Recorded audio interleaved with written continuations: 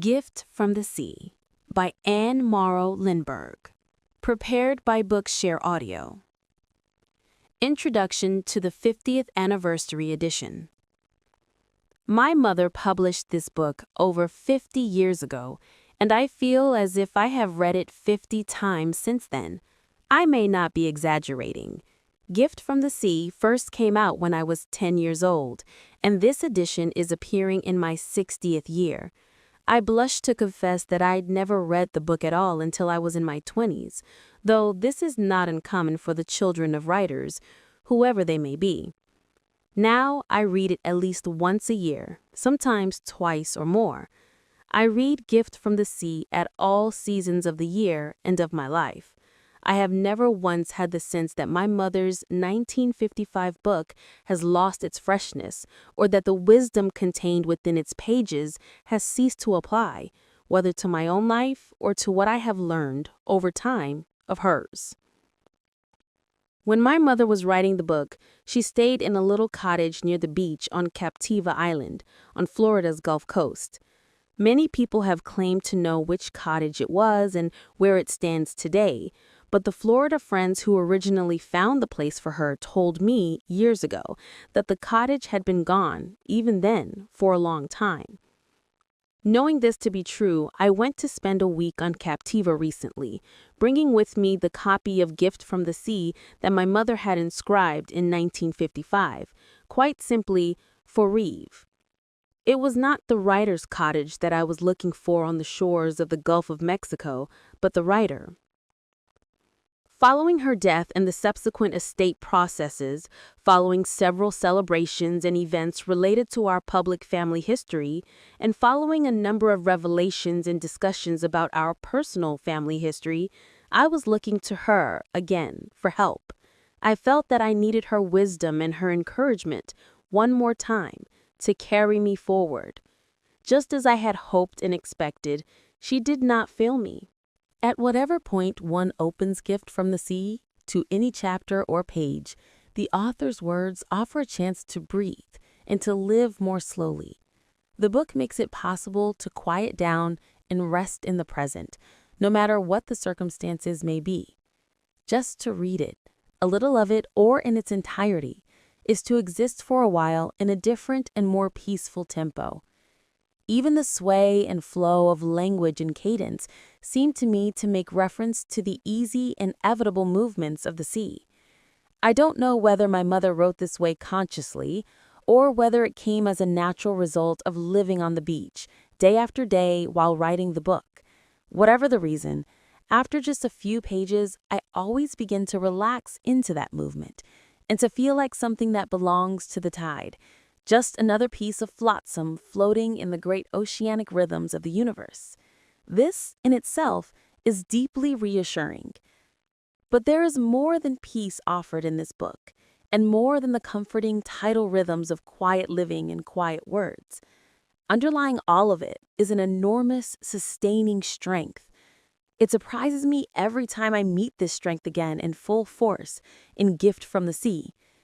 I tend to forget this quality in my mother, or maybe I've just taken it for granted. I remember how small and delicate she always seemed. I remember her intelligence and her sensitivity, but when I reread Gift from the Sea, the illusion of fragility falls away, leaving the truth. How could I forget? She was, after all, a woman who raised 5 children after tragically losing her first son in 1932. She was the first woman in America to earn a first-class glider pilot's license in 1930, and the first woman ever to win the National Geographic Society's Hubbard Medal in 1934 for her aviation and exploration adventures. She also received the National Book Award in 1938 for Listen, the Wind, her novel based on those adventures, and she remained a best-selling author all her life. She skied with me in Vermont when she was 65 and took long walks in the Swiss Alps at 70. 5 years later, at 75, she hiked down into Haleakala Crater in Maui, Hawaii, to spend the night in the volcano with several of her children and her friends. I remember looking up in darkness at the great curved bowl of the night sky, bright with stars, while my mother, standing firm in her size 5 hiking boots, pointed out and identified for us the Navigator Circle, Capella, Castor, Pollux, Procyon, and Sirius. They were the stars by which she had first learned to set a course in the darkness as a pioneer aviator 50 years earlier. Above all, I think, Gift from the Sea offers its readers an unusual kind of freedom. It is hard to recognize or even to describe, but I think this freedom is the real reason the book continues to be so well loved and so well read after all these years. I am talking about the freedom that comes from choosing to remain open, as my mother did, to life itself, whatever it may bring. Joys, sorrows, triumphs, failures, suffering, comfort, and certainly, always, change. In honest reflection upon her own experience, in trying to live from a core of inner stillness while actively responding, as we all must do, to the here and the now, my mother quietly set herself free, into her own life and into all life. By writing Gift from the Sea, she found a new way to live in the world, for herself and for others. It is a joy to know that with this 50th anniversary edition, a whole new generation of readers will be able to follow her. Reeve Lindbergh, St. Johnsbury, Vermont, March 2005. I began these pages for myself in order to think out my own particular pattern of living, my own individual balance of life, work, and human relationships. And since I think best with a pencil in my hand, I started naturally to write. I had the feeling when the thoughts first clarified on paper that my experience was very different from other people's. Are we all under this illusion? My situation had, in certain ways, more freedom than that of most people, and in certain other ways, much less. Besides, I thought not all women are searching for a new pattern of living or want a contemplative corner of their own. Many women are content with their lives as they are. They manage amazingly well, far better than I, it seemed, to me, looking at their lives from the outside. With envy and admiration, I observed the porcelain perfection of their smoothly ticking days. Perhaps they had no problems or had found the answers long ago. No, I decided these discussions would have value and interest only for myself. But as I went on writing and simultaneously talking with other women, young and old, with different lives and experiences, those who supported themselves, those who wished careers, those who were hard-working housewives and mothers, and those with more ease, I found that my point of view was not unique. In varying settings and under different forms, I discovered that many women, and men too, were grappling with essentially the same questions as I, and were hungry to discuss and argue and hammer out possible answers. Even those whose lives had appeared to be ticking imperturbably under their smiling clock faces were often trying, like me, to evolve another rhythm with more creative pauses in it, more adjustment to their individual needs, and new and more alive relationships to themselves as well as others. And so gradually, these chapters, fed by conversations, arguments, and revelations from men and women of all groups, became more than my individual story until I decided in the end to give them back to the people who had shared and stimulated many of these thoughts. Here then, with my warm feelings of gratitude and companionship for those working along the same lines, I return my gift from the sea. Prepared by Bookshare Audio. 1. The beach. The beach is not the place to work, to read, write, or think. I should have remembered that from other years. Too warm, too damp, too soft for any real mental discipline or sharp flights of spirit. One never learns. Hopefully, one carries down the faded straw bag, lumpy with books, clean paper, long overdue unanswered letters, freshly sharpened pencils, lists, and good intentions. The books remain unread, the pencils break their points, and the pads rest smooth and unblemished as the cloudless sky. No reading, no writing, no thoughts even. At least, not at first. At first, the tired body takes over completely. As on shipboard, one descends into a deck chair apathy. One is forced against one's mind, against all tidy resolutions, back into the primeval rhythms of the seashore.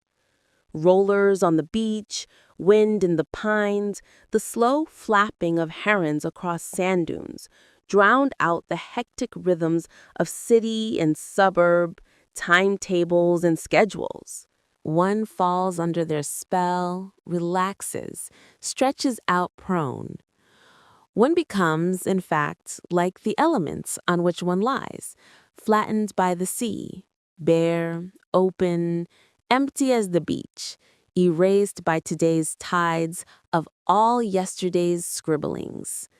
And then, some morning in the second week, the mind wakes, comes to life again.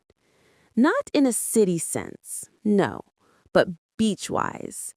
It begins to drift, to play, to turn over in gentle, careless rolls like those lazy waves on the beach.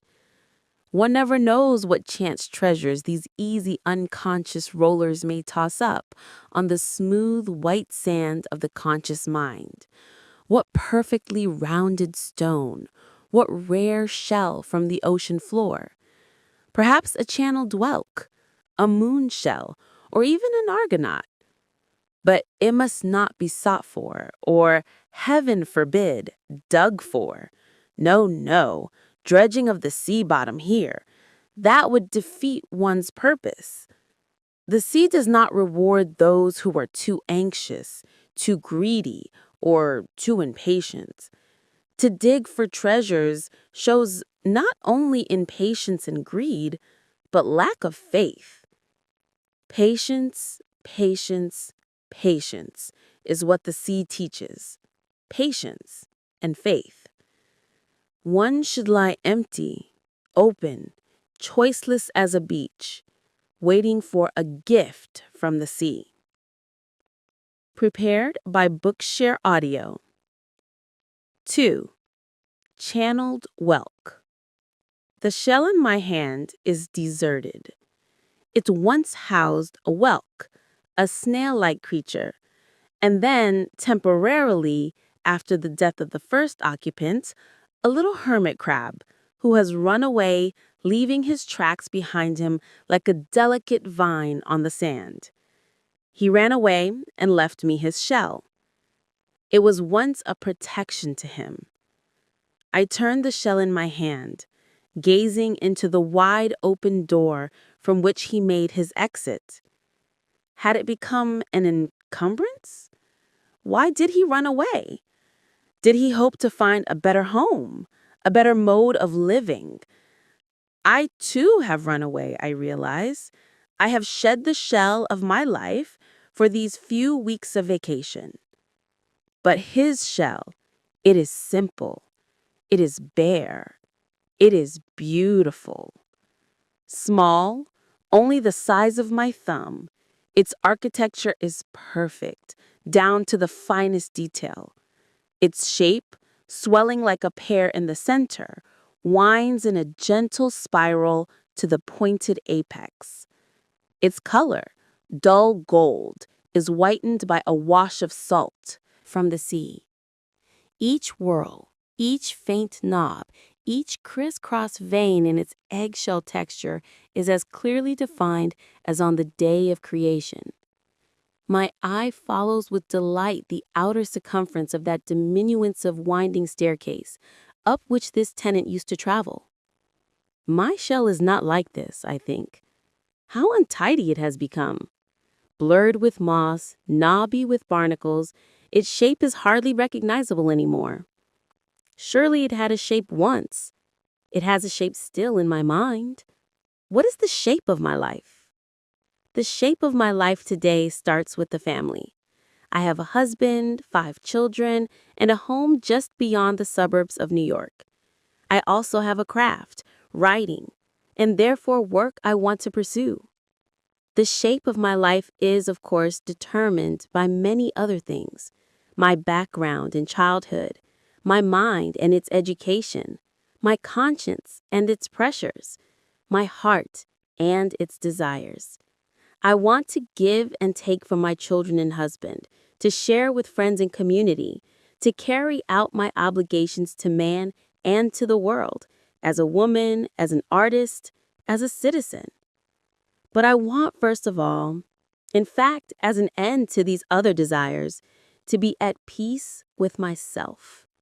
I want a singleness of eye, a purity of intention, a central core to my life that will enable me to carry out these obligations and activities as well as I can.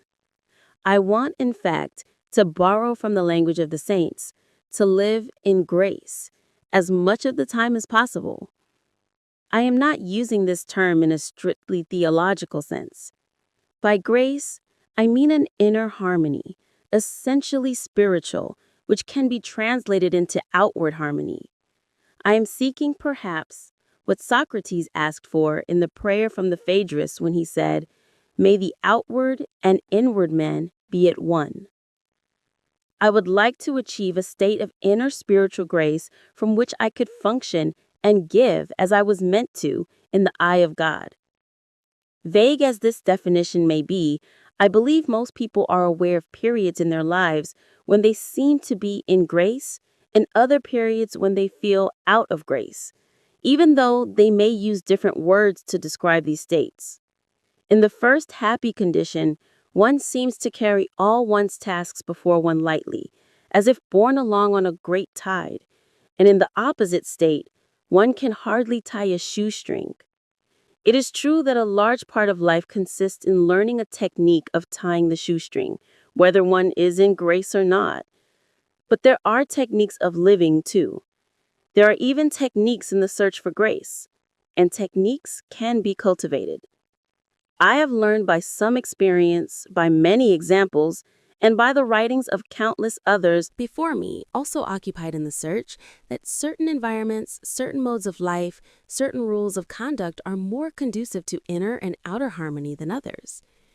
There are, in fact, certain roads that one may follow. Simplification of life is one of them. I mean to lead a simple life, to choose the simple shell I can carry easily, like a hermit crab. But I do not. I find that my frame of life does not foster simplicity. My husband and 5 children must make their way in the world. The life I have chosen as wife and mother entrains a whole caravan of complications. It involves a house in the suburbs and either household drudgery or household help, which wavers between scarcity and non-existence for most of us. It involves food and shelter, meals, planning, marketing, bills, and making the ends meet in 1,000 ways. It involves not only the butcher, the baker, the candlestick maker, but countless other experts to keep my modern house with its modern simplifications, electricity, plumbing, refrigerator, gas stove, oil burner, dishwasher, radios, car, and numerous other labor-saving devices functioning properly. It involves health, doctors, dentist appointments, medicine, cod liver oil, vitamins, trips to the drugstore. It involves education, spiritual, intellectual, physical, schools, school conferences, carpools, extra trips for basketball or orchestra practice, tutoring, camps, camp equipment, and transportation. It involves clothes, shopping, laundry, cleaning, letting skirts down and sewing buttons on, or finding someone else to do it. It involves friends, my husband's, my children's, my own, and endless arrangements to get together, letters, invitations, telephone calls, and transportation hither and yon. For life today in America is based on the premise of ever-widening circles of contact and communication. It involves not only family demands, but community demands, national demands, international demands on the good citizen through social and cultural pressures, through newspapers, magazines, radio programs, political drives, charitable appeals, and so on. My mind reels with it. What a circus act we women perform every day of our lives. It puts the trapeze artist to shame. Look at us. We run a tightrope daily, balancing a pile of books on the head. Baby carriage, parasol, kitchen chairs, still under control, steady now. This is not the life of simplicity, but the life of multiplicity that the wise men warn us of. It leads not to unification, but to fragmentation. It does not bring grace. It destroys the soul. And this is not only true of my life, I am forced to conclude. It is the life of millions of women in America. I stress America because today, the American woman more than any other has the privilege of choosing such a life. Women in large parts of the civilized world has been forced back by war, by poverty, by collapse, by the sheer struggle to survive, into a smaller circle of immediate time and space, immediate family life, immediate problems of existence. The American woman is still relatively free to choose the wider life. How long she will hold this enviable and precarious position, no one knows. But her particular situation has a significance far above its apparent economic, national, or even sex limitations. For the problem of the multiplicity of life not only confronts the American woman, but also the American man. And it is not merely the concern of the American as such, but of our whole modern civilization. Since life in America today is held up as the ideal of a large part of the rest of the world, and finally, it is not limited to our present civilization, though we are faced with it now in an exaggerated form. It has always been one of the pitfalls of mankind. Plotinus was preaching the dangers of multiplicity of the world back in the 3rd century. Yet, the problem is particularly and essentially woman's. Distraction is, always has been, and probably always will be inherent in woman's life. For to be a woman is to have interests and duties raying out in all directions from the central mother core, like spokes from the hub of a wheel. The pattern of our lives is essentially circular. We must be open to all points of the compass: husband, children, friends, home, community.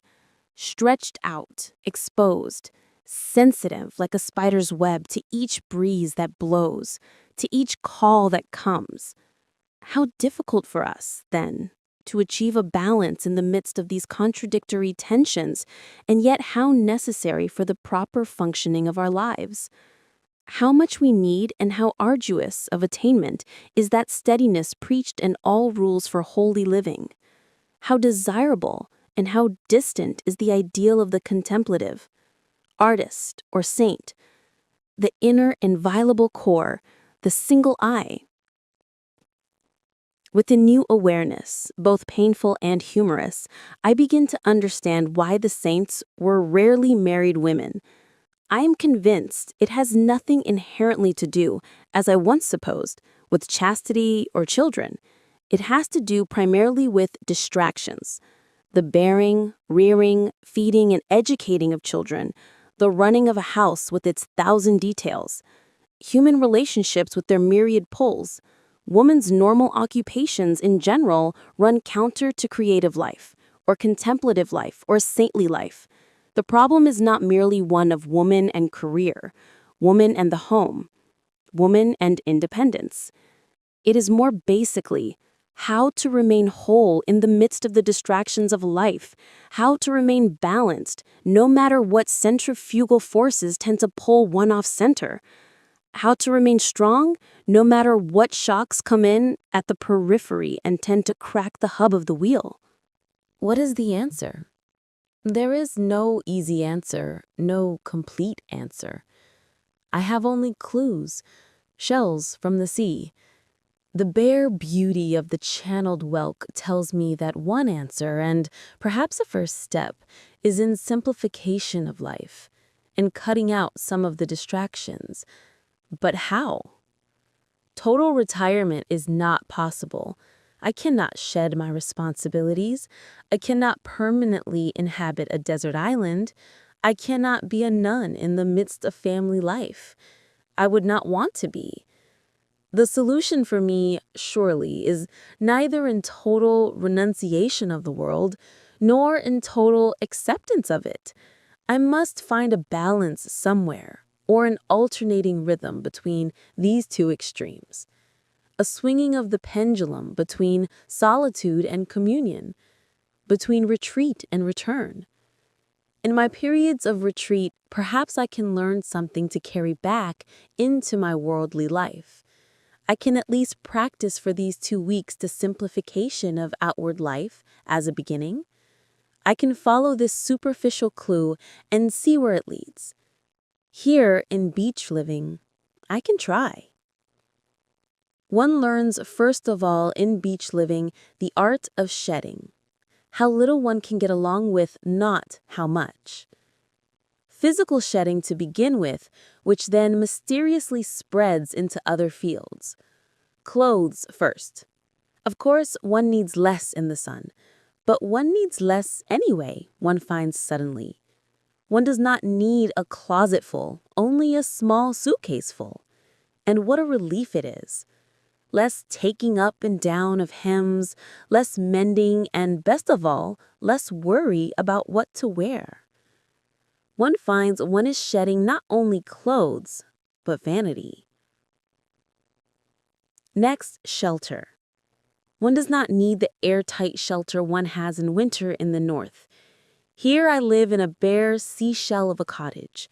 No heat, no telephone, no plumbing to speak of, no hot water, a 2-burner oil stove, no gadgets to go wrong, no rugs.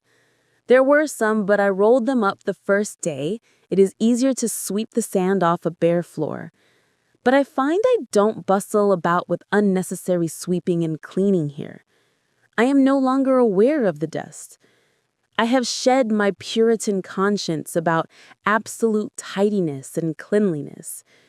Is it possible that, too, is a material burden?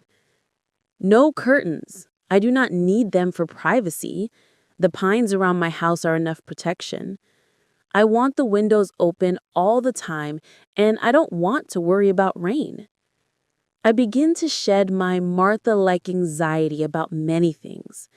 Washable slipcovers, faded and old, I hardly see them. I don't worry about the impression they make on other people. I am shedding pride. As little furniture as possible, I shall not need much. I shall ask into my shell only those friends with whom I can be completely honest.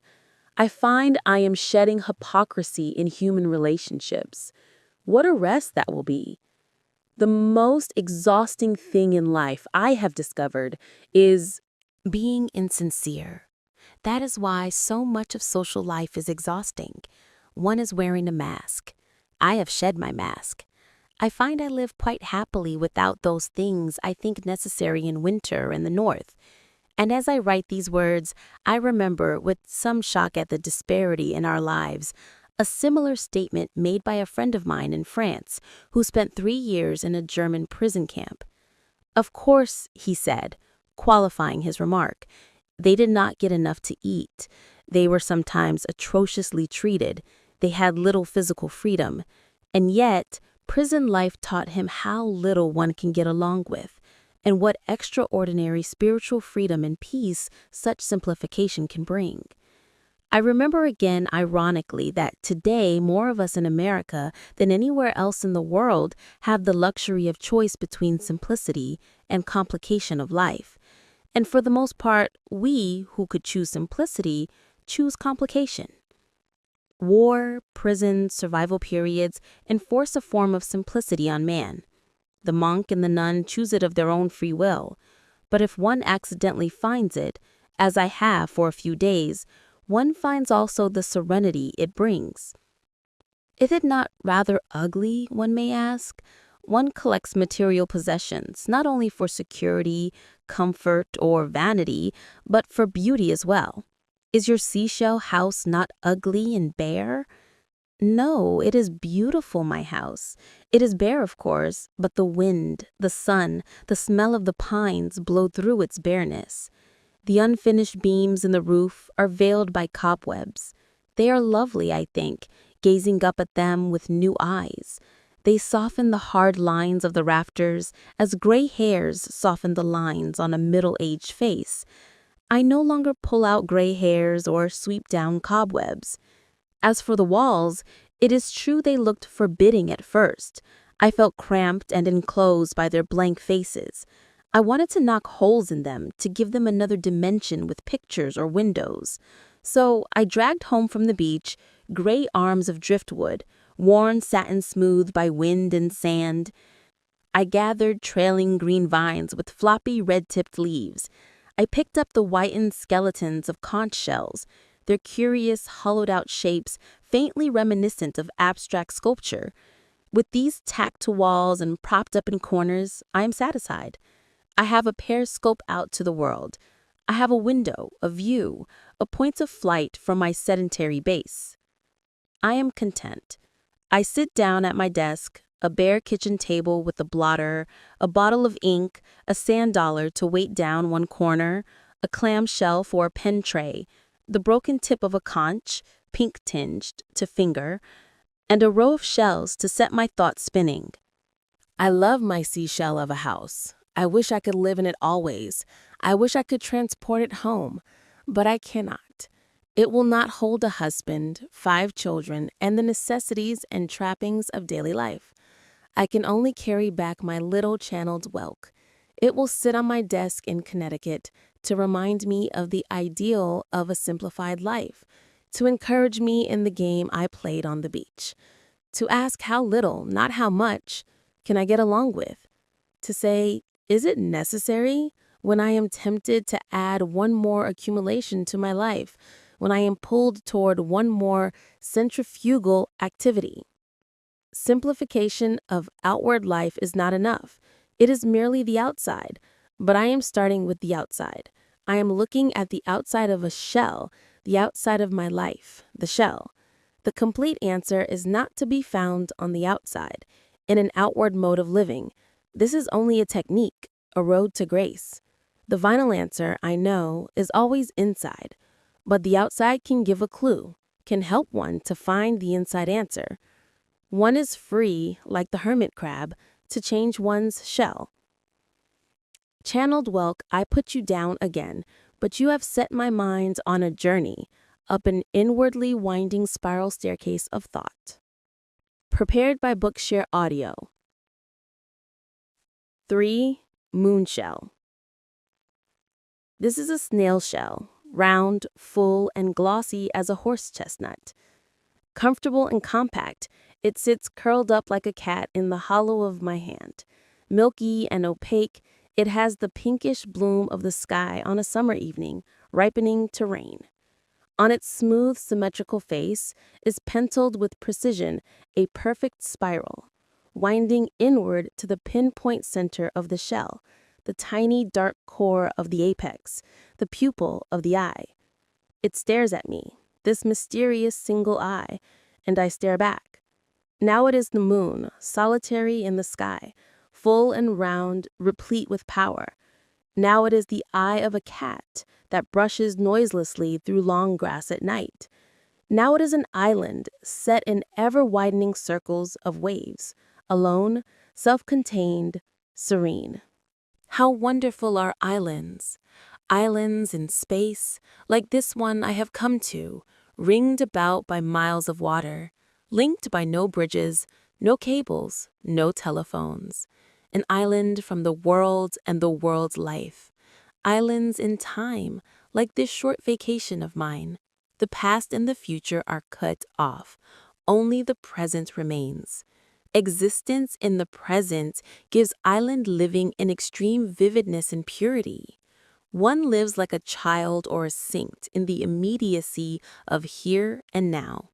Every day, every act is an island, washed by time and space, and has an island's completion. People, too, become like islands in such an atmosphere, self-contained, whole and serene, respecting other people's solitude, not intruding on their shores, standing back in reverence before the miracle of another individual. No man is an island, said John Donne. I feel we are all islands in a common sea. We are all, in the last analysis, alone. And this basic state of solitude is not something we have any choice about. It is, as the poet Rilke says, not something that one can take or leave. We are solitary. We may delude ourselves and act as though this were not so. That is all. But how much better it is to realize that we are so. Yes, even to begin by assuming it. Naturally, he goes on to say, we will turn giddy. Naturally, how one hates to think of oneself as alone, how one avoids it. It seems to imply rejection or unpopularity. An early wallflower panic still clings to the word.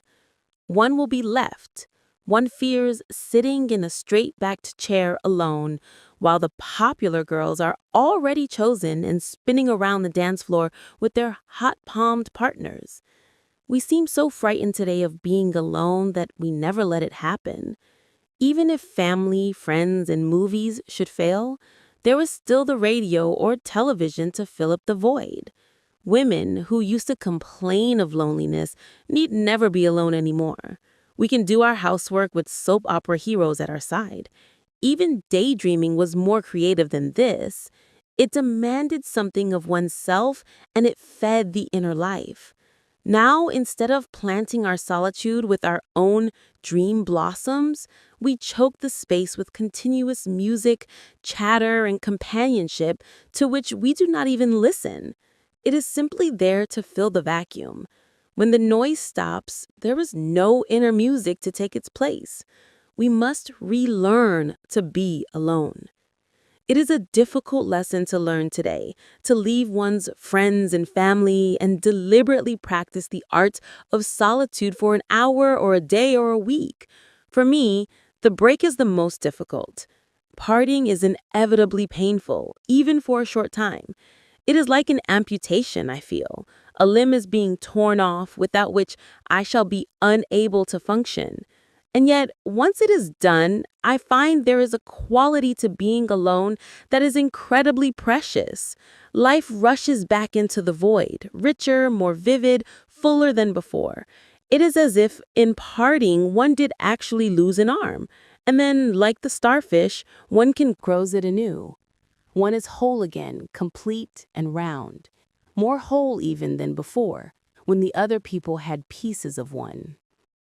For a full day and 2 nights I have been alone. I lay on the beach under the stars at night alone. I made my breakfast alone. Alone, I watched the gulls at the end of the pier, dip and wheel and dive for the scraps I threw them. A morning's work at my desk, and then a late picnic lunch alone on the beach. And it seemed to me, separated from my own species, that I was nearer to others. The shy willet nesting in the ragged tide wash behind me, the sandpiper running in little unfrightened steps down the shining beach rim ahead of me, the slowly flapping pelicans over my head, coasting downwind, the old gull, hunched up, grouchy, surveying the horizon. I felt a kind of impersonal kinship with them and a joy in that kinship. Beauty of earth and sea and air meant more to me. I was in harmony with it, melted into the universe, lost in it, as one is lost in a canticle of praise swelling from an unknown crowd in a cathedral. Praise ye the Lord, all ye fishes of the sea, all ye birds of the air, all ye children of men. Praise ye the Lord. Yes, I felt closer to my fellow men too, even in my solitude. For it is not physical solitude that actually separates one from other men, not physical isolation, but spiritual isolation. It is not the desert island, nor the stony wilderness that cuts you from the people you love. It is the wilderness in the mind, the desert wastes in the heart through which one wanders lost and a stranger. When one is a stranger to oneself, then one is estranged from others too. If one is out of touch with oneself, then one cannot touch others. How often in a large city, shaking hands with my friends, I have felt the wilderness stretching between us. Both of us were wandering in arid wastes, having lost the springs that nourished us, or having found them dry. Only when one is connected to one's own core is one connected to others, I am beginning to discover. And for me, the core, the inner spring, can best be refound through solitude. I walked far down the beach, soothed by the rhythm of the waves, the sun on my bare back and legs, the wind and mist from the spray on my hair. Into the waves and out like a sandpiper, and then home, drenched, drugged, reeling, full to the brim with my day alone. Full like the moon before the night has taken a single nibble of it, full as a cup poured up to the lip. There is a quality to fullness that the psalmist expressed, "My cup runneth over." Let no one come, I pray, in sudden panic, I might spill myself away. Is this then what happens to woman? She wants perpetually to spill herself away. All her instinct as a woman, the eternal nourisher of children, of men, of society, demands that she give. Her time, her energy, her creativeness drain out into these channels if there is any chance, any leak. Traditionally, we are taught, and instinctively we long, to give where it is needed, and immediately. Eternally, woman spills herself away in driblets to the thirsty, seldom being allowed the time, the quiet, the peace, to let the pitcher fill up to the brim. But why not, one may ask? What is wrong with woman spilling herself away, since it is her function to give? Why am I, coming back from my perfect day at the beach, so afraid of losing my treasure? It is not just the artist in me. The artist naturally always resents giving himself in small drops. He must save up for the pitcherful. No, it is also the woman in me who is so unexpectedly miserly. Here is a strange paradox. Woman instinctively wants to give, yet resents giving herself in small pieces. Basically, is this a conflict? Or is it an oversimplification of a many-stranded problem? I believe that what woman resents is not so much giving herself in pieces as giving herself purposelessly. What we fear is not so much that our energy may be leaking away through small outlets as that it may be going down the drain. We do not see the results of our giving as concretely as man does in his work. In the job of homekeeping, there is no raise from the boss and seldom praise from others to show us we have hit the mark. Except for the child, woman's creation is so often invisible, especially today. We are working at an arrangement in form of the myriad disparate details of housework, family routine, and social life. It is a kind of intricate game of cat's cradle we manipulate on our fingers with invisible threads. How can one point to this constant tangle of household chores, errands, and fragments of human relationships as a creation? It is hard even to think of it as purposeful activity. So much of it is automatic. Woman herself begins to feel like a telephone exchange or a laundromat. Purposeful giving is not as apt to deplete one's resources. It belongs to that natural order of giving that seems to renew itself even in the act of depletion. The more one gives, the more one has to give, like milk in the breast. In our early pioneer days, and recently in wartime Europe, difficult as it was, women's giving was purposeful, indispensable. Today, in our comparative comfort, many women hardly feel indispensable anymore, either in the primitive struggle to survive or as the cultural font of the home. No longer fed by a feeling of indispensability or purposefulness, we are hungry. And not knowing what we are hungry for, we fill up the void with endless distractions always at hand, unnecessary errands, compulsive duties, social niceties, and for the most part, to little purpose.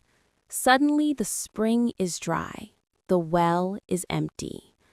Hunger cannot, of course, be fed merely by a feeling of indispensability.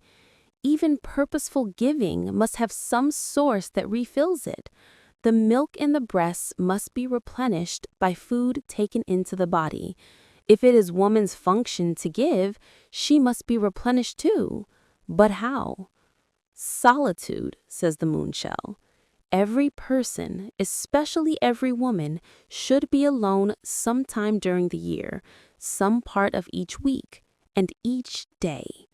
How revolutionary that sounds and how impossible of attainment. To many women, such a program seems quite out of reach. They have no extra income to spend on a vacation for themselves, no time left over from the weekly drudgery of housework for a day off, no energy after the daily cooking, cleaning, and washing for even an hour of creative solitude. Is this then only an economic problem? I do not think so. Every paid worker, no matter where in the economic scale, expects a day off a week and a vacation a year. By and large, mothers and housewives are the only workers who do not have regular time off. They are the great vacationless class. They rarely even complain of their lack, apparently not considering occasional time to themselves as a justifiable need. Herein lies one key to the problem. If women were convinced that a day off or an hour of solitude was a reasonable ambition, they would find a way of attaining it. As it is, they feel so unjustified in their demand that they rarely make the attempt. One has only to look at those women who actually have the economic means or the time and energy for solitude, yet do not use it, to realize that the problem is not solely economic. It is more a question of inner convictions than of outer pressures, though of course the outer pressures are there and make it more difficult. As far as the search for solitude is concerned, we live in a negative atmosphere as invisible, as all-pervasive, and as enervating as high humidity on an August afternoon. The world today does not understand in either man or woman the need to be alone. How inexplicable it seems. Anything else will be accepted as a better excuse. If one sets aside time for a business appointment, a trip to the hairdresser, a social engagement, or a shopping expedition, that time is accepted as inviolable. But if one says, "I cannot come because that is my hour to be alone," one is considered rude, egotistical, or strange. What a commentary on our civilization when being alone is considered suspect. When one has to apologize for it, make excuses, hide the fact that one practices it, like a secret vice? Actually, these are among the most important times in one's life, when one is alone. Certain springs are tapped only when we are alone. The artist knows he must be alone to create, the writer to work out his thoughts, the musician to compose, the saint to pray. But women need solitude in order to find again the true essence of themselves, that firm strand which will be the indispensable center of a whole web of human relationships. She must find that inner stillness, which Charles Morgan describes as the stilling of the soul within the activities of the mind and body, so that it might be still as the axis of revolving wheel is still. This beautiful image is, to my mind, the one that women could hold before their eyes. This is an end on which we could strive, to be the still axis within the revolving wheel of relationships, obligations, and activities. Solitude alone is not the answer to this. It is only a step toward it, a mechanical aid, like the room of one's own demanded for women before they could make their place in the world. The problem is not entirely in finding the room of one's own, the time alone, difficult and necessary as this is. The problem is more how to still the soul in the midst of its activities. In fact, the problem is how to feed the soul.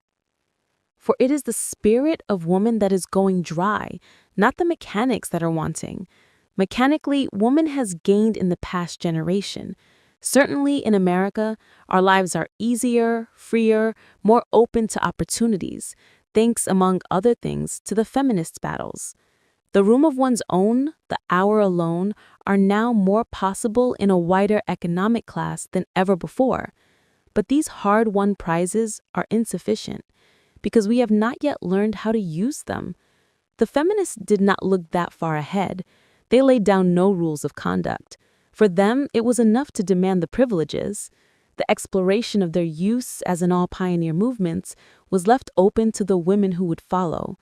And women today is still searching.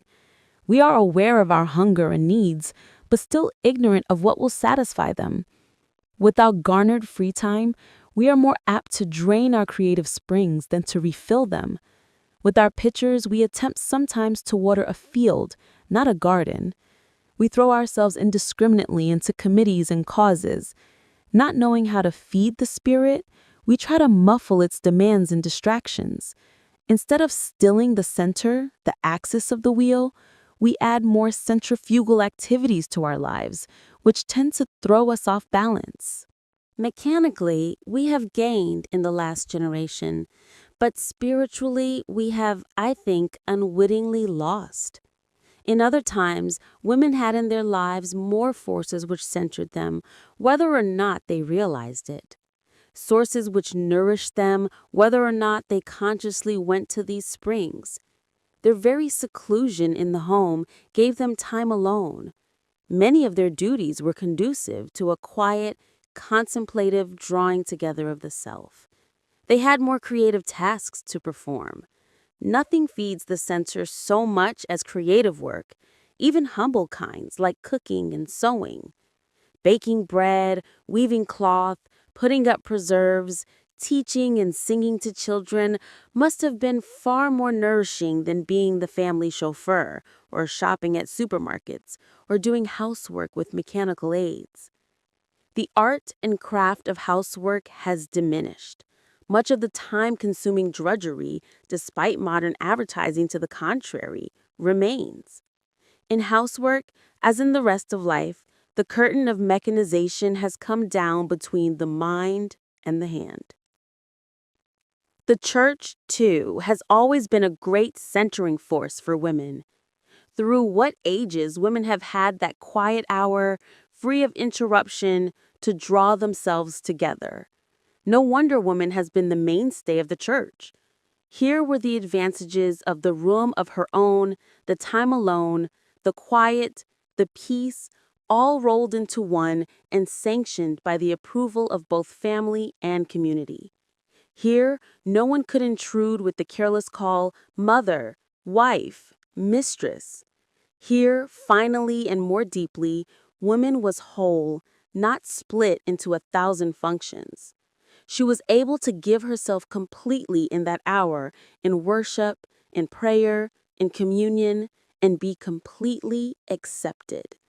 And in that giving and acceptance, she was renewed. The springs were refilled. The church is still a great centering force for men and women, more needed than ever before, as its increasing membership shows. But are those who attend as ready to give themselves or to receive its message as they used to be? Our daily life does not prepare us for contemplation. How can a single weekly hour of church, helpful as it may be, counteract the many daily hours of distraction that surround it? If we had our contemplative hour at home, we might be readier to give ourselves at church and find ourselves more completely renewed. For the need for renewal is still there. The desire to be accepted whole, the desire to be seen as an individual, not as a collection of functions, the desire to give oneself completely and purposefully pursues us always and has its part in pushing us into more and more distractions, illusory love affairs, or the haven of hospitals and doctors' offices. The answer is not in going back, in putting woman in the home and giving her the broom and the needle again. A number of mechanical aids save us time and energy. But neither is the answer in dissipating our time and energy in more purposeless occupations, more accumulations which supposedly simplify life but actually burden it, more possessions which we have not time to use or appreciate, more diversions to fill up the void. In other words, the answer is not in the feverish pursuit of centrifugal activities, which only lead in the end to fragmentation. Woman's life today is tending more and more toward the state William James describes so well in the German word Zerrissenheit, torn to pieceshood. She cannot live perpetually in Zerrissenheit. She will be shattered into 1,000 pieces. On the contrary, she must consciously encourage those pursuits which oppose the centrifugal forces of today. Quiet time alone, contemplation, prayer, music, a centering line of thought or reading, of study or work.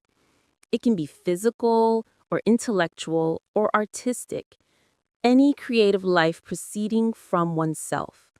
It need not be an enormous project or a great work, but it should be something of one's own. Arranging a bowl of flowers in the morning can give a sense of quiet in a crowded day, like writing a poem or saying a prayer.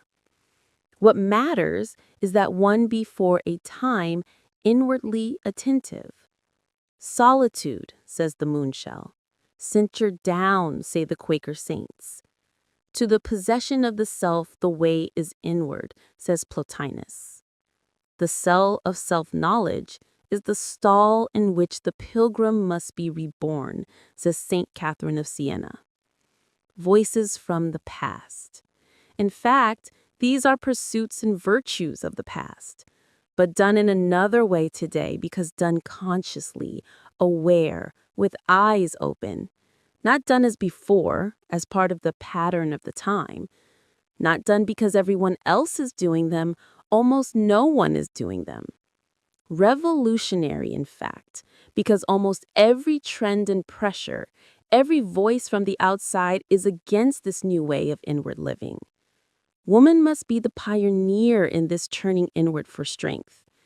In a sense, she has always been the pioneer.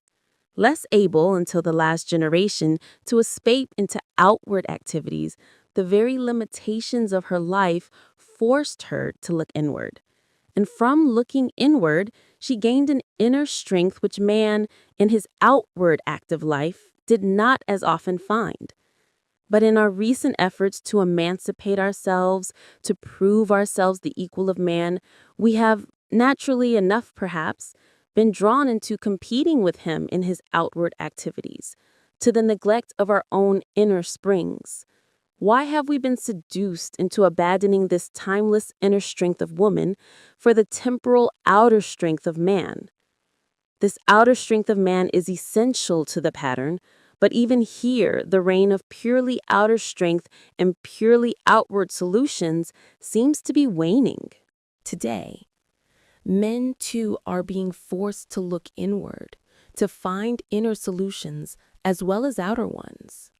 Perhaps this change marks a new stage of maturity for modern extrovert, activist, materialistic Western man. Can it be that he is beginning to realize that the kingdom of heaven is within? Moonshell. Who named you? Some intuitive woman, I like to think. I shall give you another name. Island shell.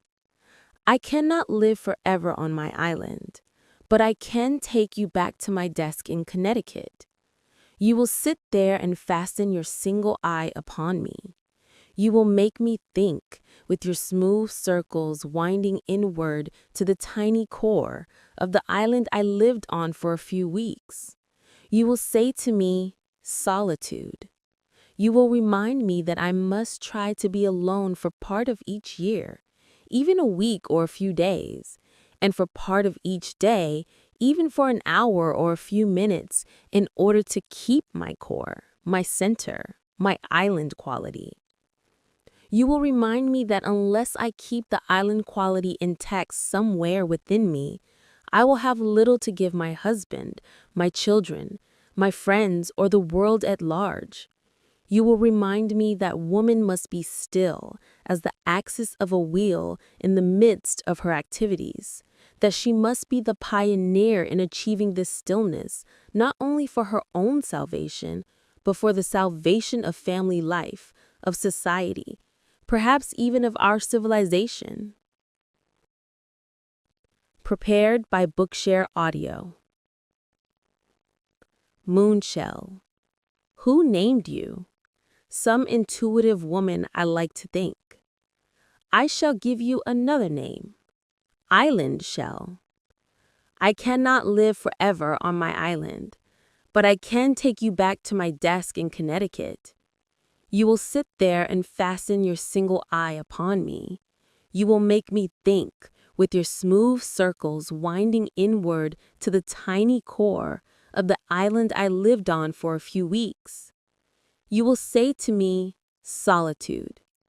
You will remind me that I must try to be alone for part of each year, even a week or a few days, and for part of each day, even for an hour or a few minutes, in order to keep my core, my center, my island quality.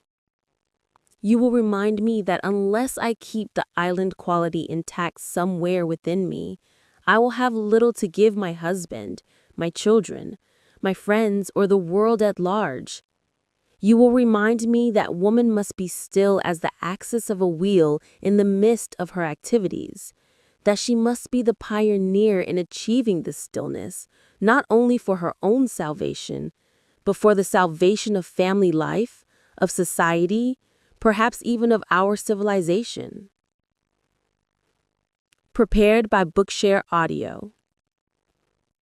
4. Double sunrise. This shell was a gift. I did not find it. It was handed to me by a friend. It is unusual on the island. One does not often come across such a perfect double sunrise shell. Both halves of this delicate bivalve are exactly matched. Each side, like the wing of a butterfly, is marked with the same pattern, translucent white, except for 3 rosy rays that fan out from the golden hinge binding the two together. I hold 2 sunrises between my thumb and finger. Smooth, whole, unblemished shell, I wonder how its fragile perfection survived the breakers on the beach. It is unusual, yet it was given to me freely. People are like that here. Strangers smile at you on the beach, come up and offer you a shell for no reason, lightly, and then go by and leave you. Alone again. Nothing is demanded of you in payment. No social right expected, no tie established. It was a gift, freely offered, freely taken, in mutual trust. People smile at you here, like children, sure that you will not rebuff them, that you will smile back. And you do, because you know it will involve nothing. The smile, the act, The relationship is hung in space, in the immediacy and purity of the present. Suspended on the still point of here and now, balanced there on a shaft of air, like a seagull. The pure relationship, how beautiful it is, how easily it is damaged or weighed down with irrelevancies. Not even irrelevancies, just life itself, the accumulations of life and of time. For the first part of every relationship is pure, whether it be with friend or lover, husband or child. It is pure, simple and unencumbered. It is like the artist's vision before he has to discipline it into form, or like the flower of love before it has ripened to the firm but heavy fruit of responsibility. Every relationship seems simple at its start, the simplicity of first love, or friendliness, the mutuality of first sympathy, seems, at its initial appearance, even if merely in exciting conversation across a dinner table, to be a self-enclosed world. Two people listening to each other, two shells meeting each other, making one world between them. There are no others in the perfect unity of that instant, no other people or things or interests. It is free of ties or claims, unburdened by responsibilities, by worry about the future or debts to the past. And then how swiftly, how inevitably the perfect unity is invaded. The relationship changes. It becomes complicated, encumbered by its contact with the world. I believe this is true in most relationships, with friends, with husband or wife, and with one's children. But it is the marriage relationship in which the changing pattern is shown up most clearly, because it is the deepest one and the most arduous to maintain. And because somehow we mistakenly feel that failure to maintain its exact original pattern is tragedy. It is true, of course. The original relationship is very beautiful. Its self-enclosed perfection wears the freshness of a spring morning. Forgetting about the summer to come, one often feels one would like to prolong the spring of early love, when two people stand as individuals, without past or future, facing each other. One resents any change, even though one knows that transformation is natural and part of the process of life and its evolution. Like its parallel in physical passion, the early ecstatic stage of a relationship cannot continue always at the same pitch of intensity. It moves to another phase of growth, which one should not dread but welcome as one welcomes summer after spring. But there is also a dead weight accumulation, coating of false values, habits, and burdens which blights life. It is this smothering coat that needs constantly to be stripped off, in life as well as in relationships. Both men and women feel the change in the early relationship and hunger nostalgically for its original pattern as life goes on and becomes more complicated. For inevitably, as the relationship grows, both men and women, at least to some degree, are drawn into their more specialized and functional roles. Man into his less personal work in the world, woman into her traditional obligations with family and household. In both fields, functional relationships tend to take the place of the early, all-absorbing personal one. But a woman refines in a limited form with each new child, something resembling, at least in its absorption, the early pure relationship. In the sheltered simplicity of the first days after a baby is born, one sees again the magical closed circle, the miraculous sense of two people existing only for each other. The tranquil sky reflected on the face of the mother nursing her child. It is, however, only a brief interlude and not a substitute for the original, more complete relationship.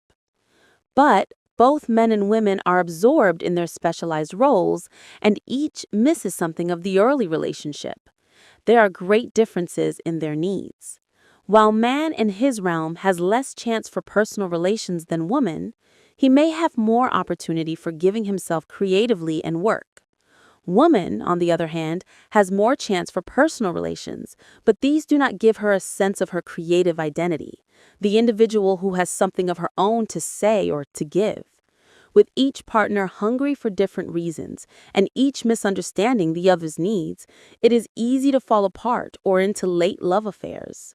The temptation is to blame the situation on the other person and to accept the easy solution that a new and more understanding partner will solve everything. But neither woman nor man are likely to be fed by another relationship, which seems easier because it is in an earlier stage. Such a love affair cannot really bring back a sense of identity. Certainly, one has the illusion that one will find oneself in being loved for what one really is, not for a collection of functions. But can one actually find oneself in someone else? In someone else's love? Or even in the mirror someone else holds up for one? I believe that true identity is found, as Eckhart once said, by going into one's own ground and knowing oneself. It is found in creative activities springing from within. It is found, paradoxically, when one loses oneself. One must lose one's life to find it.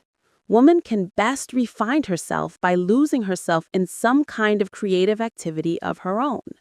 Here she will be able to refine her strength, the strength she needs to look and work at the second half of the problem, the neglected, pure relationship. Only a refound person can refind a personal relationship.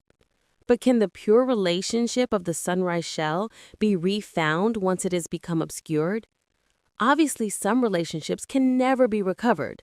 It is not just a question of different needs to be understood and filled. In their changing roles, the two partners may have grown in different directions or at different rates of speed. A brief double sunrise episode may have been all they could achieve.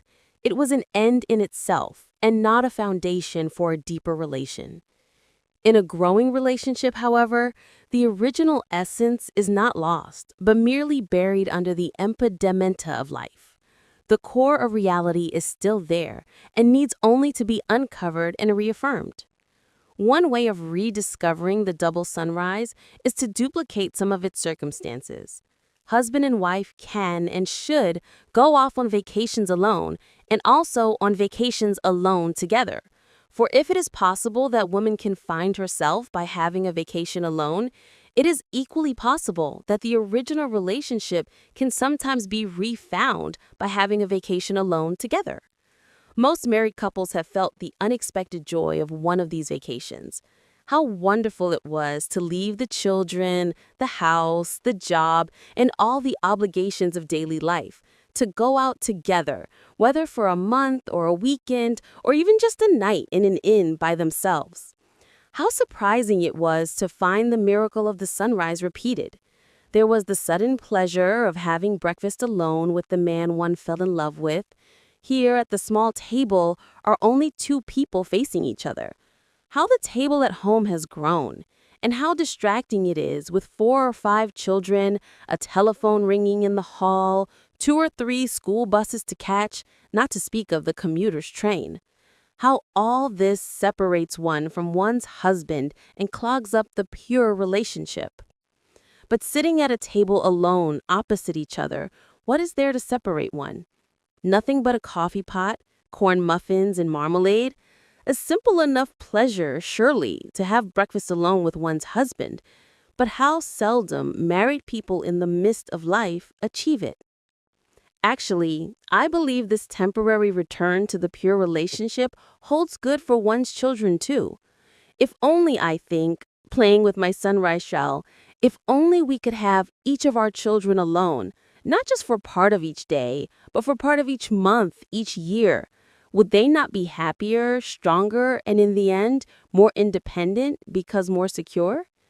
Does each child not secretly long for the pure relationship he once had with the mother when he was the baby, when the nursery doors were shut and she was feeding him at her breast alone?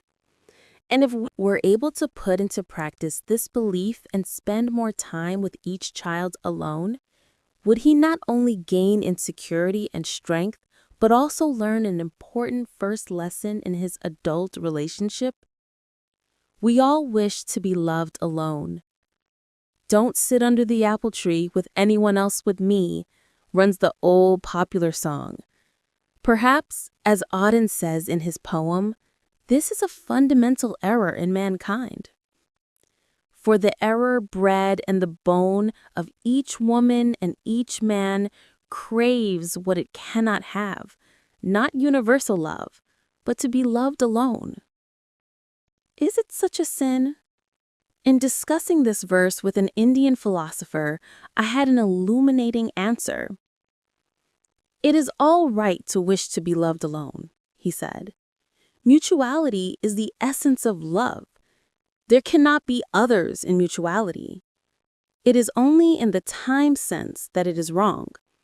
It is when we desire continuity of being loved alone that we go wrong. For not only do we insist on believing romantically in the one and only love, the one and only mate, the one and only security, we wish the one and only to be permanent, ever-present, and continuous. The desire for continuity of being loved alone seems to me the error bred in the bone of man. For there is no one and only, as a friend of mine once said in a similar discussion, there are just one and only moments. The one and only moments are justified.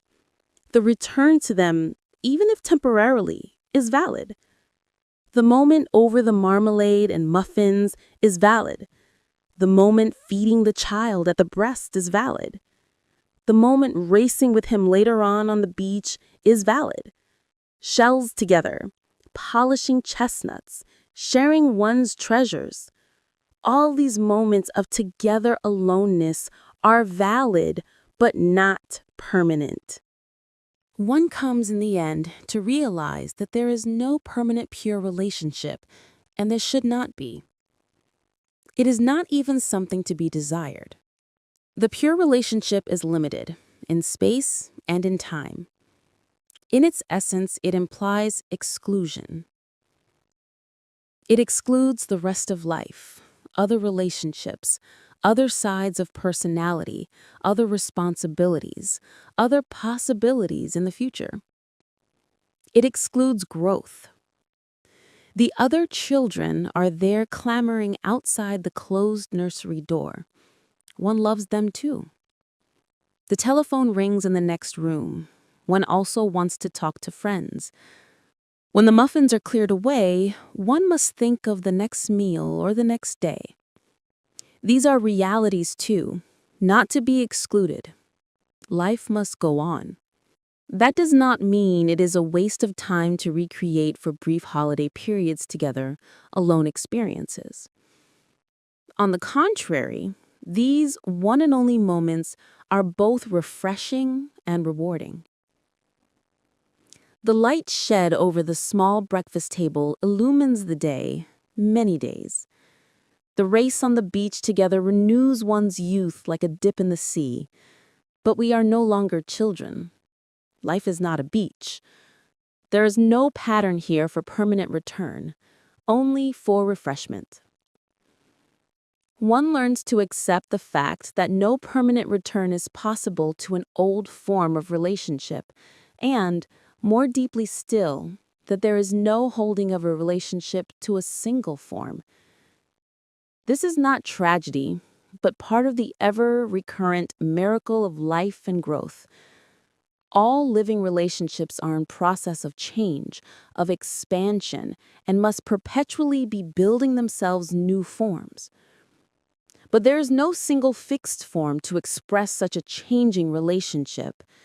There are perhaps different forms for each successive stage, different shells I might put in a row on my desk to suggest the different stages of marriage, or indeed of any relationship. My double sunrise shell comes first. It is a valid image, I think, for the first stage. Two flawless halves bound together with a single hinge, meeting each other at every point. The dawn of a new day spreading on each face. It is a world to itself. Is this not what the poets have always been attempting to describe? And now, good morrow to our awaking souls. which watch not one another out of fear. For love all love of other sights controls, and makes one little room in everywhere. Let sea discoverers to new worlds have gone, let maps to other worlds on worlds have shown. Let us possess one world, each hath one, and is one. It is, however, a little room that Donne describes, a small world that must be inevitably and happily outgrown. Beautiful, fragile, fleeting the sunrise shell, but not for all that illusory. Because it is not lasting, let us not fall into the cynic's trap and call it an illusion. Duration is not a test of true or false. The day of the dragonfly or the night of the Saturnid moth is not invalid simply because that phase in its life cycle is brief. Validity need have no relation to time, to duration, to continuity. It is on another plane, judged by other standards. It relates to the actual moment in time and place. And what is actual only for one time and only for one place. The sunrise shell has the eternal validity of all beautiful and fleeting things. But surely we do demand duration and continuity of relationships, at least of marriage. That is what marriage is, isn't it? Continuity of a relationship? Of course, but not necessarily continuity in one single form or stage. Not necessarily continuity in the double sunrise stage. There are other shells to help me to put in the row on my desk. Here is one I picked up yesterday. Not rare, there are many of them on the beach, and yet each one is individual. You never find two alike. Each is fitted and formed by its own life and struggle to survive. It is an oyster with small shells clinging to its humped back. Sprawling and uneven, it has the irregularity of something growing. It looks rather like the house of a big family, pushing out one addition after another to hold its teeming life. Here a sleeping porch for the children, and there a veranda for the playpen, here a garage for the extra car, and there a shed for the bicycles. It amuses me because it seems so much like my life at the moment, like most women's lives in the middle years of marriage.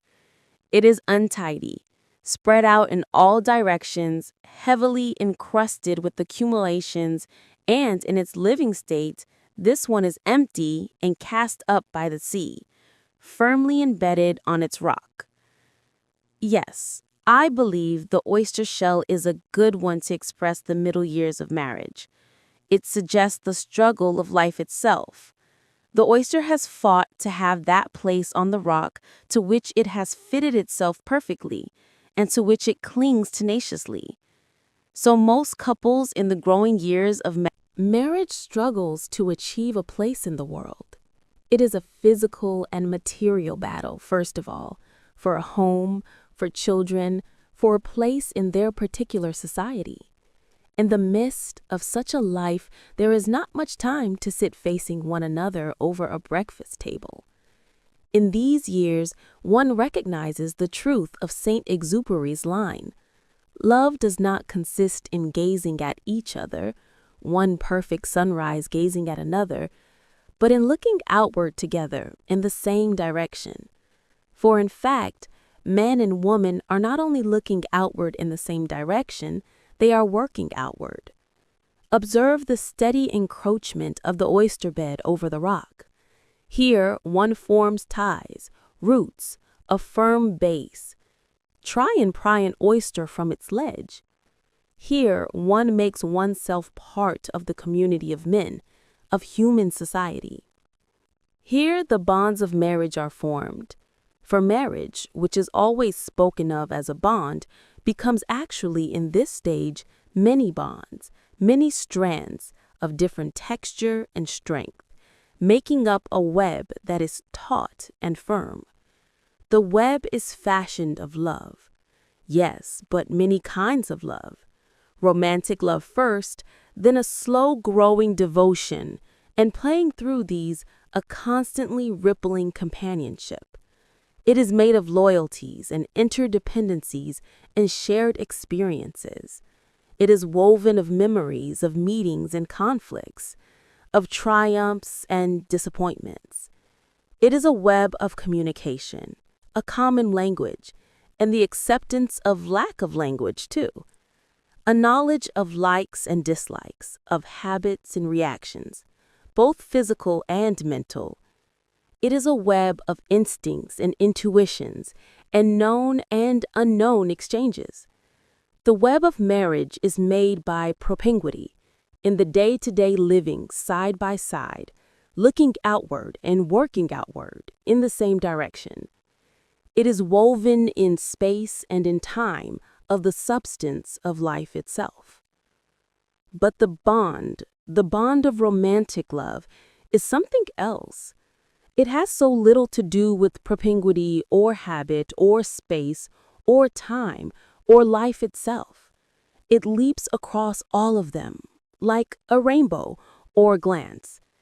It is the bond of romantic love which fastens the double sunrise shell, only one bond, one hinge. And if that fragile link is snapped in the storm, what will hold the halves to each other?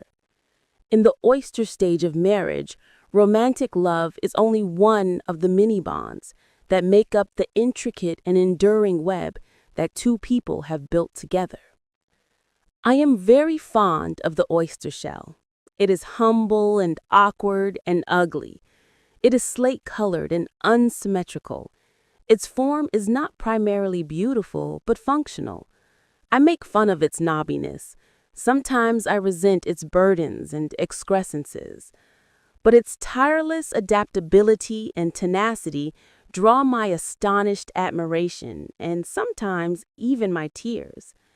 And it is comfortable in its familiarity, its homeliness, like old garden gloves which have molded themselves perfectly to the shape of the hand. I do not like to put it down. I will not want to leave it. But is it the permanent symbol of marriage?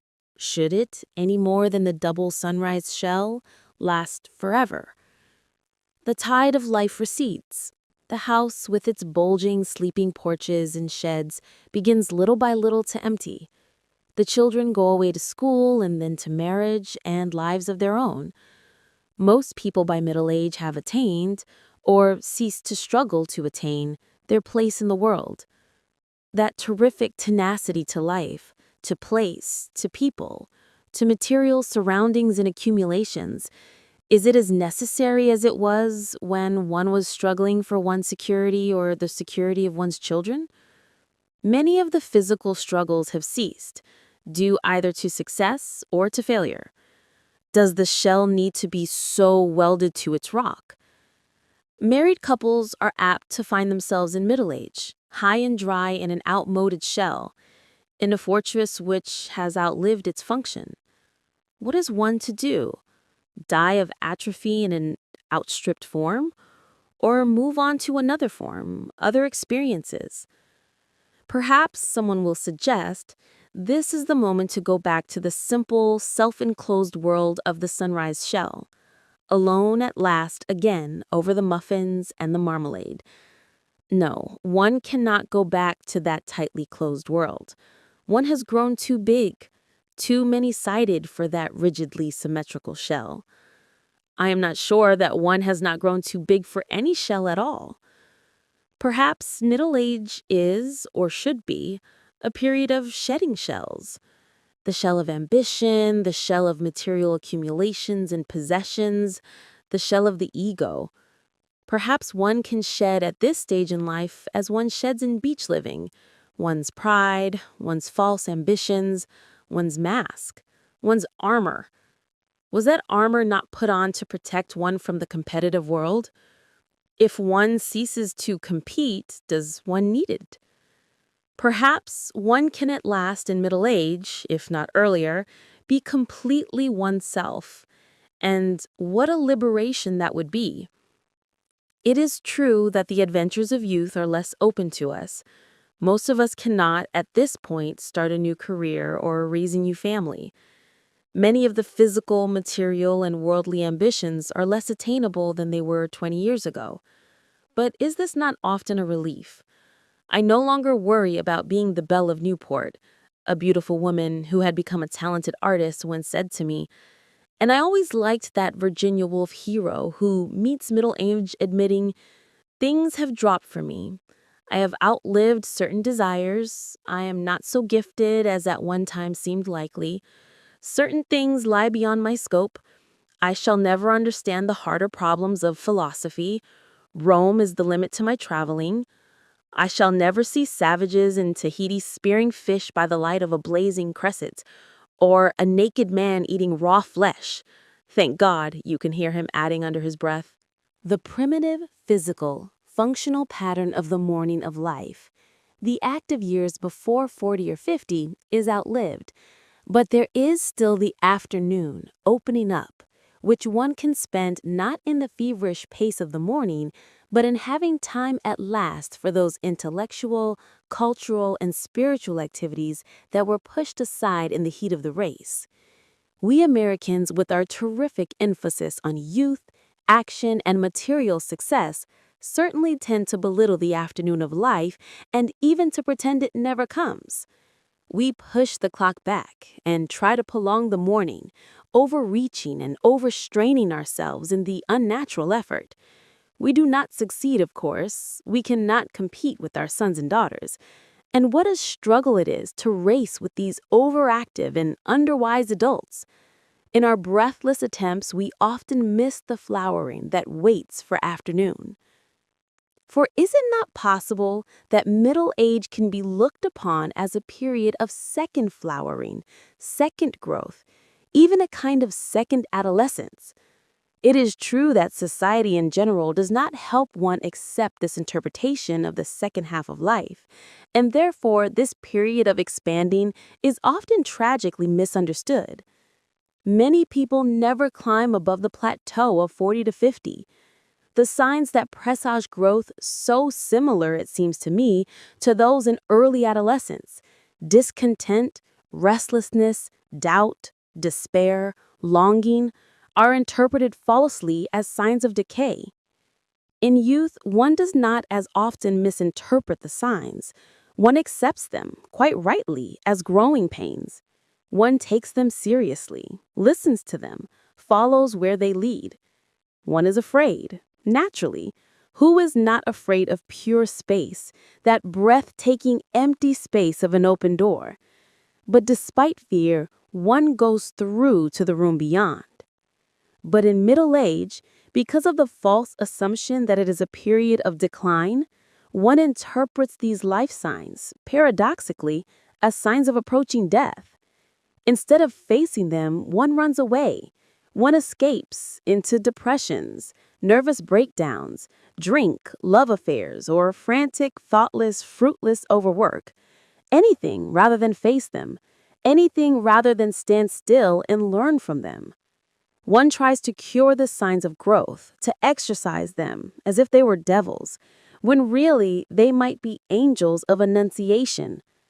Angels of annunciation of what? Of a new stage in living when, having shed many of the physical struggles, the worldly ambitions, and the material encumbrances of active life, one might be free to fulfill the neglected side of oneself. One might be free for growth of mind, heart, and talent, free at last for spiritual growth, free of the clamping sunrise shell. Beautiful as it was still a closed world one had to outgrow. And the time may come when, comfortable and adaptable as it is, one may outgrow even the oyster shell. Prepared by Bookshare Audio. 6. Argonauta. There's in the beach world certain rare creatures, the Argonauta, paper nautilus, who are not fastened to their shell at all. It is actually a cradle for the young, held in the arms of the mother Argonaut, who floats with it to the surface where the eggs hatch and the young swim away. Then the mother Argonaut leaves her shell and starts another life. I am fascinated by this image of the Argonaut, whose temporary dwelling I have seen only as a treasure of a specialist's collection. Almost transparent, delicately fluted like a Greek column, this Narcissus white snail shell is feather light as some coracle of ancient times, ready to set sail across unknown seas. It was named, the book tells me, for the fabled ships of Jason that went in search of the golden fleece. Sailors consider these shells a sign of fair weather and favorable winds. Lovely shell, lovely image. I'm tempted to play with it in my mind. Is this the symbol for another stage in relationships? Can we middle-aged Argonauts, when we outgrow the oyster bed, look forward to the freedom of the Nautilus who has left its shell for the open seas? But what does the open sea hold for us? We cannot believe that the second half of life promises fair weather and favorable winds. What golden fleece is there for the middle-aged? In speaking of the Argonauta, one might as well admit one has left the usual shell collections. A double sunrise shell, an oyster bed, these are common knowledge to most of us. We recognize them, we know about them, they are part of our daily life and the lives of others around us. But with this rare and delicate vessel, we have left the well-tracked beaches of proven facts and experiences. We are adventuring in the chartless seas of imagination. Is the golden fleece that awaits us some kind of new freedom for growth? And in this new freedom, is there any place for a relationship?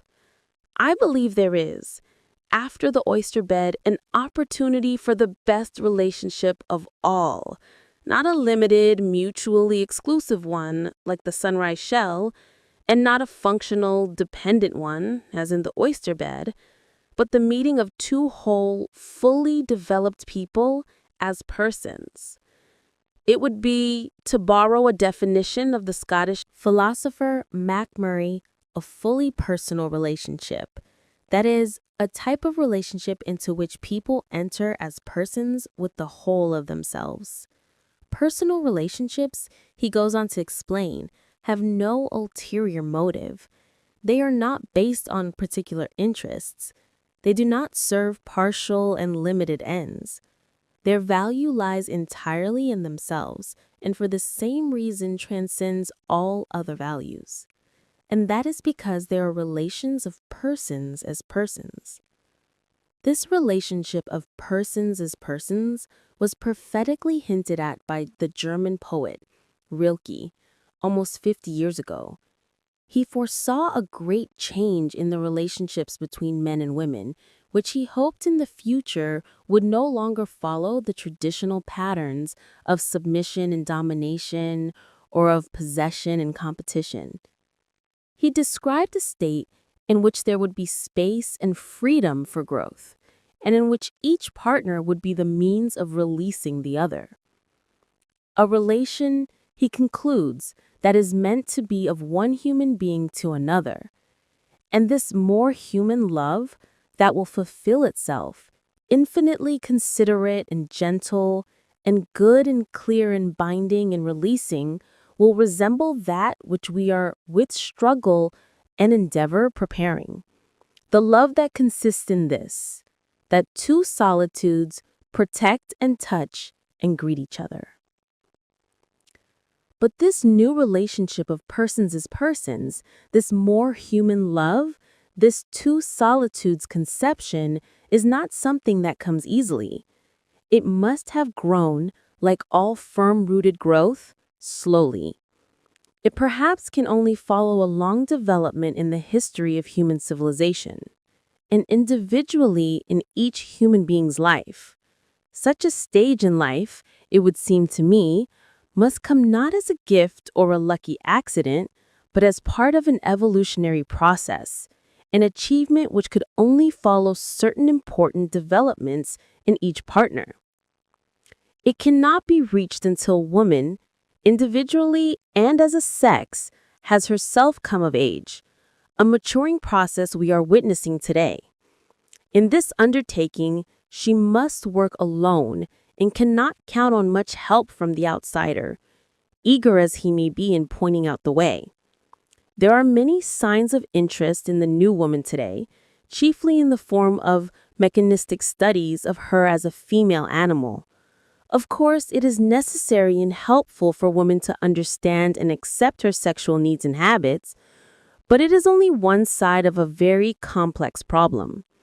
One cannot expect statistics on her physical reactions to add much knowledge or nourishment to her inner life, to her basic relation to herself, or to her long-postponed hope and right as a human being to be creative in other ways besides the purely physical one. Woman must come of age by herself. This is the essence of coming of age, to learn how to stand alone. She must learn not to depend on another, nor to feel she must prove her strength by competing with another. In the past, she has swung between these two opposite poles, dependence and competition, of Victorianism and feminism. Both extremes throw her off balance. Neither is the true center of being a whole woman. She must find her true center alone. She must become whole. She must, it seems to me, as a prelude to any two solitudes relationship, follow the advice of the poet to become world to oneself for another's sake. In fact, I wonder if both man and woman must not accomplish this heroic feat. Must not man also become world to himself?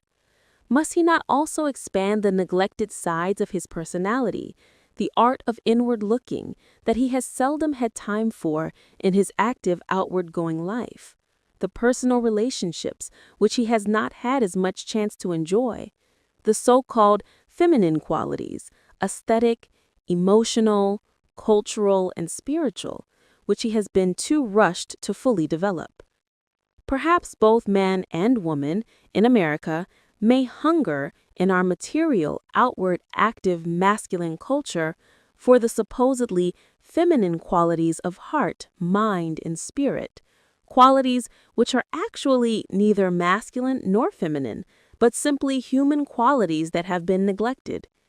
It is growth along these lines that will make us whole and will enable the individual to become world to himself. In this greater wholeness in each person, this being world to oneself, does this not mean greater self-sufficiency and therefore, inevitably, greater separation between man and woman?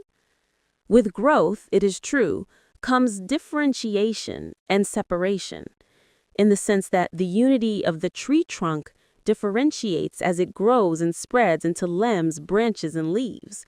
But the tree is still one, and its different and separate parts contribute to one another. The two separate worlds, or the two solitudes, will surely have more to give each other than when each was a meager half. A complete sharing between two people is an impossibility, writes Rilke, and whenever it seems, nevertheless, to exist, it is a narrowing, a mutual agreement, which robs either one member or both of his fullest freedom and development. But once the realization is accepted that even between the closest human beings, infinite distances continue to exist, a wonderful living side by side can grow up, if they succeed in loving the distance between them, which makes it possible for each to see the other whole and against a wide sky. This is a beautiful image, but who can achieve it in actual life? Where has one seen such a marriage except in a poet's correspondence? It is true that Rilke's two solitudes, or McMurray's fully personal relationship, are as yet somewhat theoretical concepts. But theory precedes exploration. We must use any signpost that exists to help us through the wilderness. For we are actually pioneers, trying to find a new path through the maze of tradition, convention, and dogma. Our efforts are part of the struggle to mature the conception of relationships between men and women, in fact, all relationships. In such a light, every advance in understanding has value. Every step, even a tentative one, counts. And though we may seldom come upon a perfect Argonauta life cycle, we have all had glimpses of them, even in our own lives for brief periods. And these brief experiences give us insight into what the new relation might be. On this island, I have had such a glimpse into the life of the Argonauta. After my week alone, I have had a week of living with my sister. I will take from it one day. I shall examine it, set it before me as I have set the shells on my desk. I shall turn it around, like a shell, testing and analyzing its good points. Not that my life will ever become like this day, a perfect one plucked out of a holiday week. There are no perfect lives. The relation of two sisters is not that of a man and a woman, but it can illustrate the essence of relationships. The light shed by any good relationship illuminates all relationships, and one perfect day can give clues for a more perfect life, the mythical life, maybe, of the Argonauta. We wake in the same small room from the deep sleep of good children to the soft sound of wind through the casuarina trees and the gentle sleep-breathing rhythm of waves on the shore. We run bare-legged to the beach, which lies smooth, flat, and glistening with fresh, wet shells after the night's tides. The morning swim has a nature of a blessing to me, a baptism, a rebirth to the beauty and wonder of the world.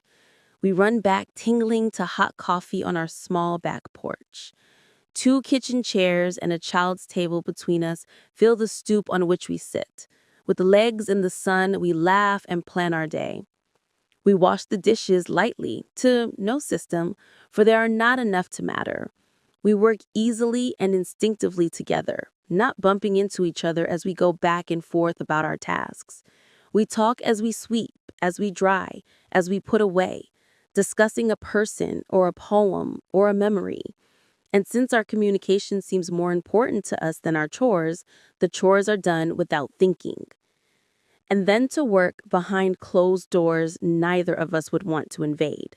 What release to write so that one forgets oneself, forgets one's companion, forgets where one is or what one is going to do next, to be drenched in work as one is drenched in sleep or in the sea. Pencils and pads and curling blue sheets alive with letters heap up on the desk. And then, pricked by hunger, we rise at last in a daze for a late lunch. Reeling a little from our intense absorption, we come back with relief to the small chores of getting lunch, as if they were lifelines to reality, as if we had indeed almost drowned in the sea of intellectual work, and welcomed the firm ground of physical action under our feet. After an hour or so of practical jobs and errands, we are ready to leave them again, out onto the beach for the afternoon, where we are swept clean of duties, of the particular, of the practical.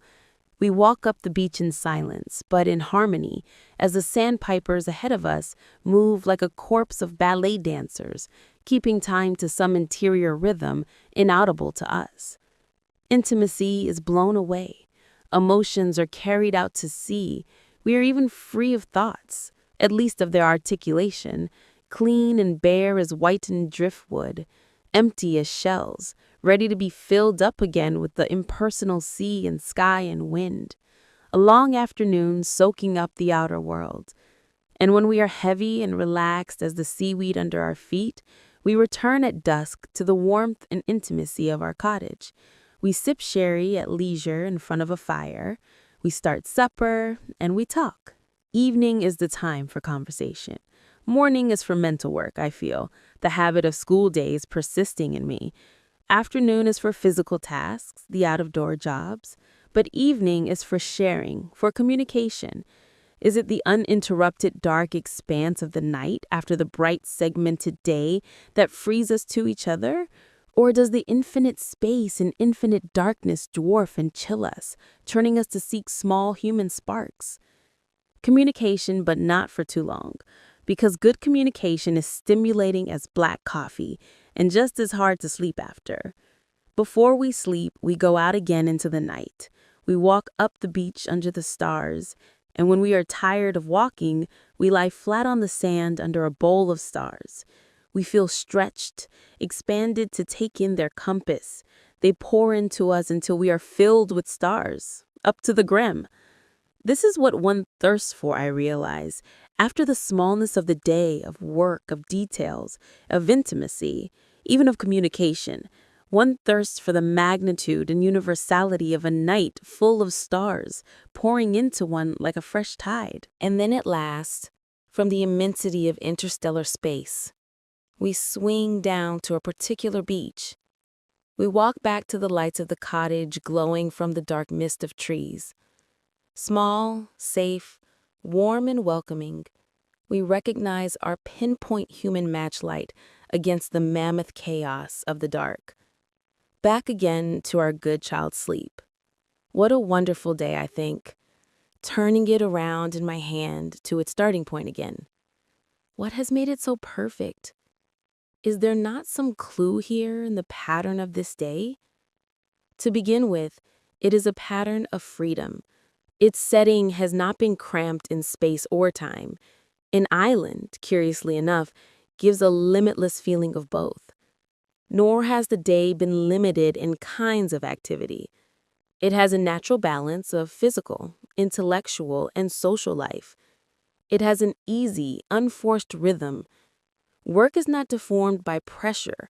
Relationship is not strangled by claims. Intimacy is tempered by lightness of touch. We have moved through our day like dancers, not needing to touch more than lightly because we were instinctively moving to the same rhythm. A good relationship has a pattern like a dance and is built on some of the same rules. The partners do not need to hold on tightly because they move confidently in the same pattern, intricate but gay and swift and free like a country dance of Mozart's. To touch heavily would be to arrest the pattern and freeze the movement, to check the endlessly changing beauty of its unfolding. There is no place here for the possessive clutch, the clinging arm, the heavy hand, only the barest touch in passing. Now arm in arm, now face to face, now back to back. It does not matter which, because they know they are partners moving to the same rhythm, creating a pattern together and being invisibly nourished by it. The joy of such a pattern is not only the joy of creation or the joy of participation, it is also the joy of living in the moment. Lightness of touch and living in the moment are intertwined. One cannot dance well unless one is completely in time with the music, not leaning back to the last step or pressing forward to the next one, but poised directly on the present step as it comes. Perfect poise on the beat is what gives good dancing its sense of ease, of timelessness, of the eternal. It is what Blake was speaking of when he wrote, "Death the winged life destroy, but he who kisses the joy as it flies lives in eternity's sunrise." The dancers who are perfectly in time never destroy the winged life in each other or in themselves. But how does one learn this technique of the dance? Why is it so difficult? What makes us hesitate and stumble? It is fear, I think, that makes one cling nostalgically to the last moment or clutch greedily toward the next. Fear destroys the winged life. But how to exercise it? It can only be exercised by its opposite, love. When the heart is flooded with love, there is no room in it for fear, for doubt, for hesitation. And it is this lack of fear that makes for the dance. When each partner loves so completely that he has forgotten to ask himself whether or not he is loved in return, when he only knows that he loves and is moving to its music, then, and then only, are two people able to dance perfectly in tune to the same rhythm. But is this all to the relationship of the Argonauta? This private pattern of two dancers perfectly in time? Should they not also be in tune with the larger rhythm, a natural swinging of the pendulum between sharing in solitude, between the intimate and the abstract, between the particular and the universal, the near and the far. And is it not the swinging of the pendulum between these opposite poles that makes a relationship nourishing? Yeats once said that the supreme experience of life was to share profound thought and then to touch. But it takes both. First, touch, intimate touch of the personal in particular, the chores in the kitchen, the talk by the fire. Then the loss of intimacy in the great stream of the impersonal and abstract, the silent beach, the bowl of stars overhead. Both partners are lost in a common sea of the universal, which absorbs and yet frees, which separates and yet unites. It is this not what the more mature relationship, the meeting of two solitudes, is meant to be? The double sunrise stage was only intimate and personal. The oyster bed was caught in the particular and the functional. But the Argonauta, should they not be able to swing from the intimate and the particular and the functional out into the abstract and the universal and then back to the personal again? And in this image of the pendulum swinging in easy rhythm between opposite poles, is there not a clue to the problem of relationships as a whole? Is there not here even a hint of an understanding and an acceptance of the winged life of relationships, of their eternal ebb and flow, of their inevitable intermittency? The life of the spirit, said Saint Exupéry, the veritable life, is intermittent, and only the life of the mind is constant. The spirit alternates between total vision and absolute blindness. Here is a man, for example, who loves his farm, but there are moments when he sees in it only a collection of unrelated objects. Here is a man who loves his wife, but there are moments when he sees in love nothing but burdens, hindrances, constraints. Here is a man who loves music, but there are moments when it cannot reach him. The veritable life of our emotions and our relationships also is intermittent. When you love someone, you do not love them all the time, in exactly the same way, from moment to moment. It is an impossibility. It is even a lie to pretend to. And yet, this is exactly what most of us demand. We have so little faith in the ebb and flow of life, of love, of relationships. We leap at the flow of the tide and resist in terror its ebb. We are afraid it will never return. We insist on permanency, on duration, on continuity, when the only continuity possible, in life as in love, is in growth, in fluidity, in freedom, in the sense that the dancers are free, barely touching as they pass, but partners in the same pattern. The only real security is not in owning or possessing, not in demanding or expecting, not in hoping even. Security in a relationship lies neither in looking back to what it was in nostalgia, nor forward to what it might be in dread or anticipation, but living in the present relationship and accepting it as it is now. For relationships, too, must be like islands.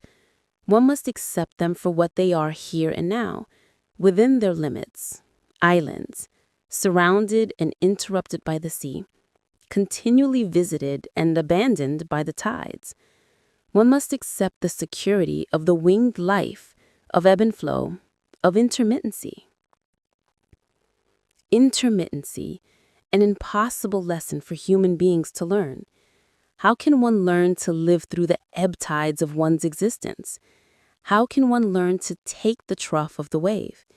It is easier to understand here on the beach, where the breathlessly still ebb tides reveal another life below the level which mortals usually reach. In this crystalline moment of suspense, one has a sudden revelation of the secret kingdom at the bottom of the sea. Here in the shallow flats one finds, wading through warm ripples, great horse conchs pivoting on a leg, white sand dollars, marble medallions engraved in the mud, and myriads of bright-colored cochina clams glistening in the foam, their shells opening and shutting like butterflies' wings. So beautiful is the still hour of the sea's withdrawal, as beautiful as the sea's return when the encroaching waves pound up the beach, pressing to reach those dark, rumpled chains of seaweed which mark the last high tide. Perhaps this is the most important thing for me to take back from beach living, simply the memory that each cycle of the tide is valid, each cycle of the wave is valid, each cycle of a relationship is valid. And my shells? I can sweep them all into my pocket. They are only there to remind me that the sea recedes and returns eternally. 7. A few shells. I am packing to leave my island. What have I for my efforts, for my ruminations on the beach? What answers or solutions have I found for my life? I have a few shells in my pocket, a few clues, only a few. When I think back to my first days here, I realize how greedily I collected. My pockets bulged with wet shells, the damp sand clinging to their crevices. The beach was covered with beautiful shells, and I could not let one go by unnoticed. I couldn't even walk head up looking out to sea for fear of missing something precious at my feet. The collector walks with blinders on. He sees nothing but the prize. In fact, the acquisitive instinct is incompatible with true appreciation of beauty. But after all the pockets were stretched and damp, and the bookcase shelves filled, and the window ledges covered, I began to drop my acquisitiveness. I began to discard from my possessions, to select. One cannot collect all the beautiful shells on the beach. One can collect only a few, and they are more beautiful if they are few. One moon shell is more impressive than 3. There is only one moon in the sky. One double sunrise is an event. 6 are a succession, like a week of school days.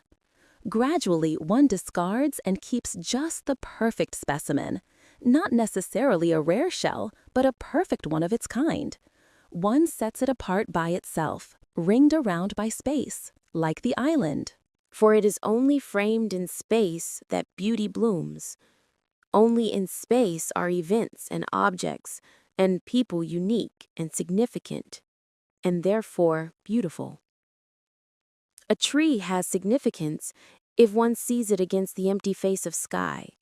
A note in music gains significance from the silences on either side. A candle flowers in the space of night. Even small and casual things take on significance if they are washed in space. Like a few autumn grasses in one corner of an oriental painting, the rest of the page bare. My life in Connecticut, I begin to realize, lacks this quality of significance and therefore of beauty, because there is so little empty space. The space is scribbled on. The time has been filled. There are so few empty pages in my engagement pad, or empty hours in the day, or empty rooms in my life in which to stand alone and find myself. Too many activities and people and things. Too many worthy activities, valuable things, and interesting people. For it is not merely the trivial which clutters our lives, but the important as well. We can have a surfeit of treasures, an excess of shells, where 1 or 2 would be significant. Here on this island I have had space.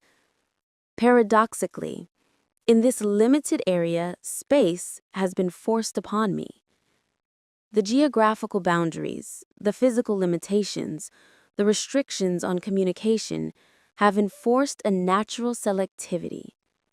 There are not too many activities, or things, or people, and each one, I find, is significant, set apart in the frame of sufficient time and space. Here there is time to be quiet, time to work without pressure, time to think, time to watch the heron, watching with frozen patience for his prey, time to look at the stars or to study a shell, time to see friends, to gossip, to laugh, to talk, time, even, not to talk. At home, when I meet my friends in those cubbyhole hours, time is so precious we feel we must cram every available instant with conversation. We cannot afford the luxury of silence. Here on the island, I find I can sit with a friend without talking, sharing the day's last sliver of pale green light on the horizon, or the whirls in a small white shell, or the dark scar left in a dazzling night sky by a shooting star. Then communication becomes communion, and one is nourished as one never is by words. Island living selects for me, but it is a natural, not an artificial selection.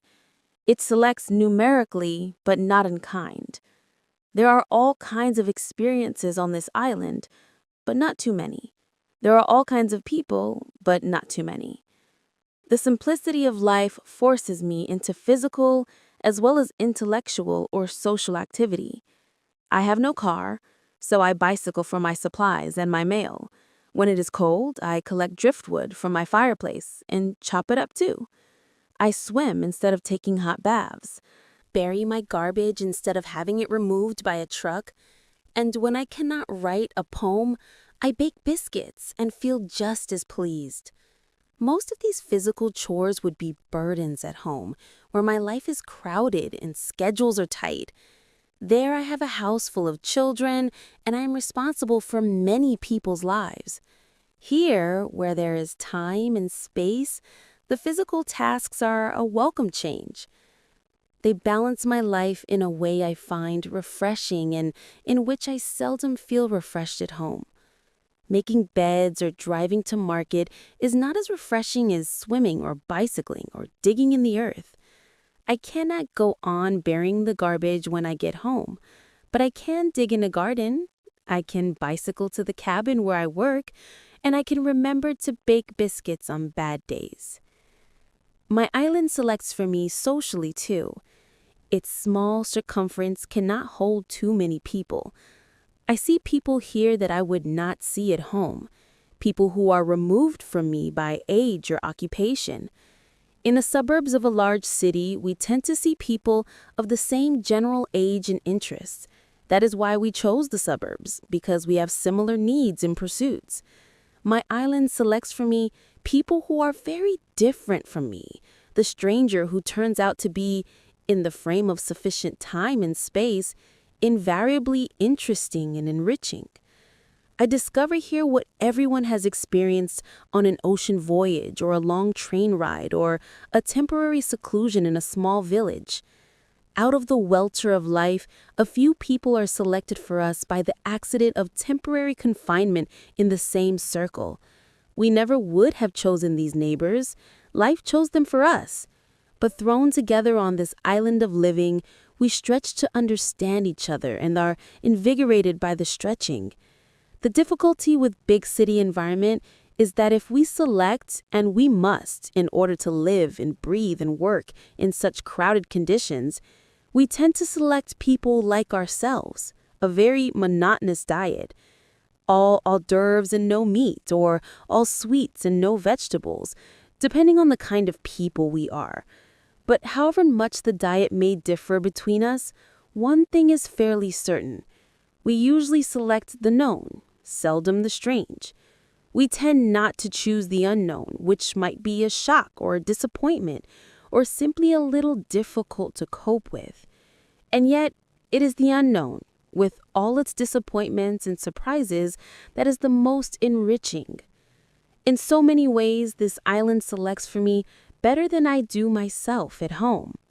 When I go back, will I be submerged again, not only by centrifugal activities, but by too many centripetal ones, not only by distractions, but by too many opportunities, not only by dull people, but by too many interesting ones.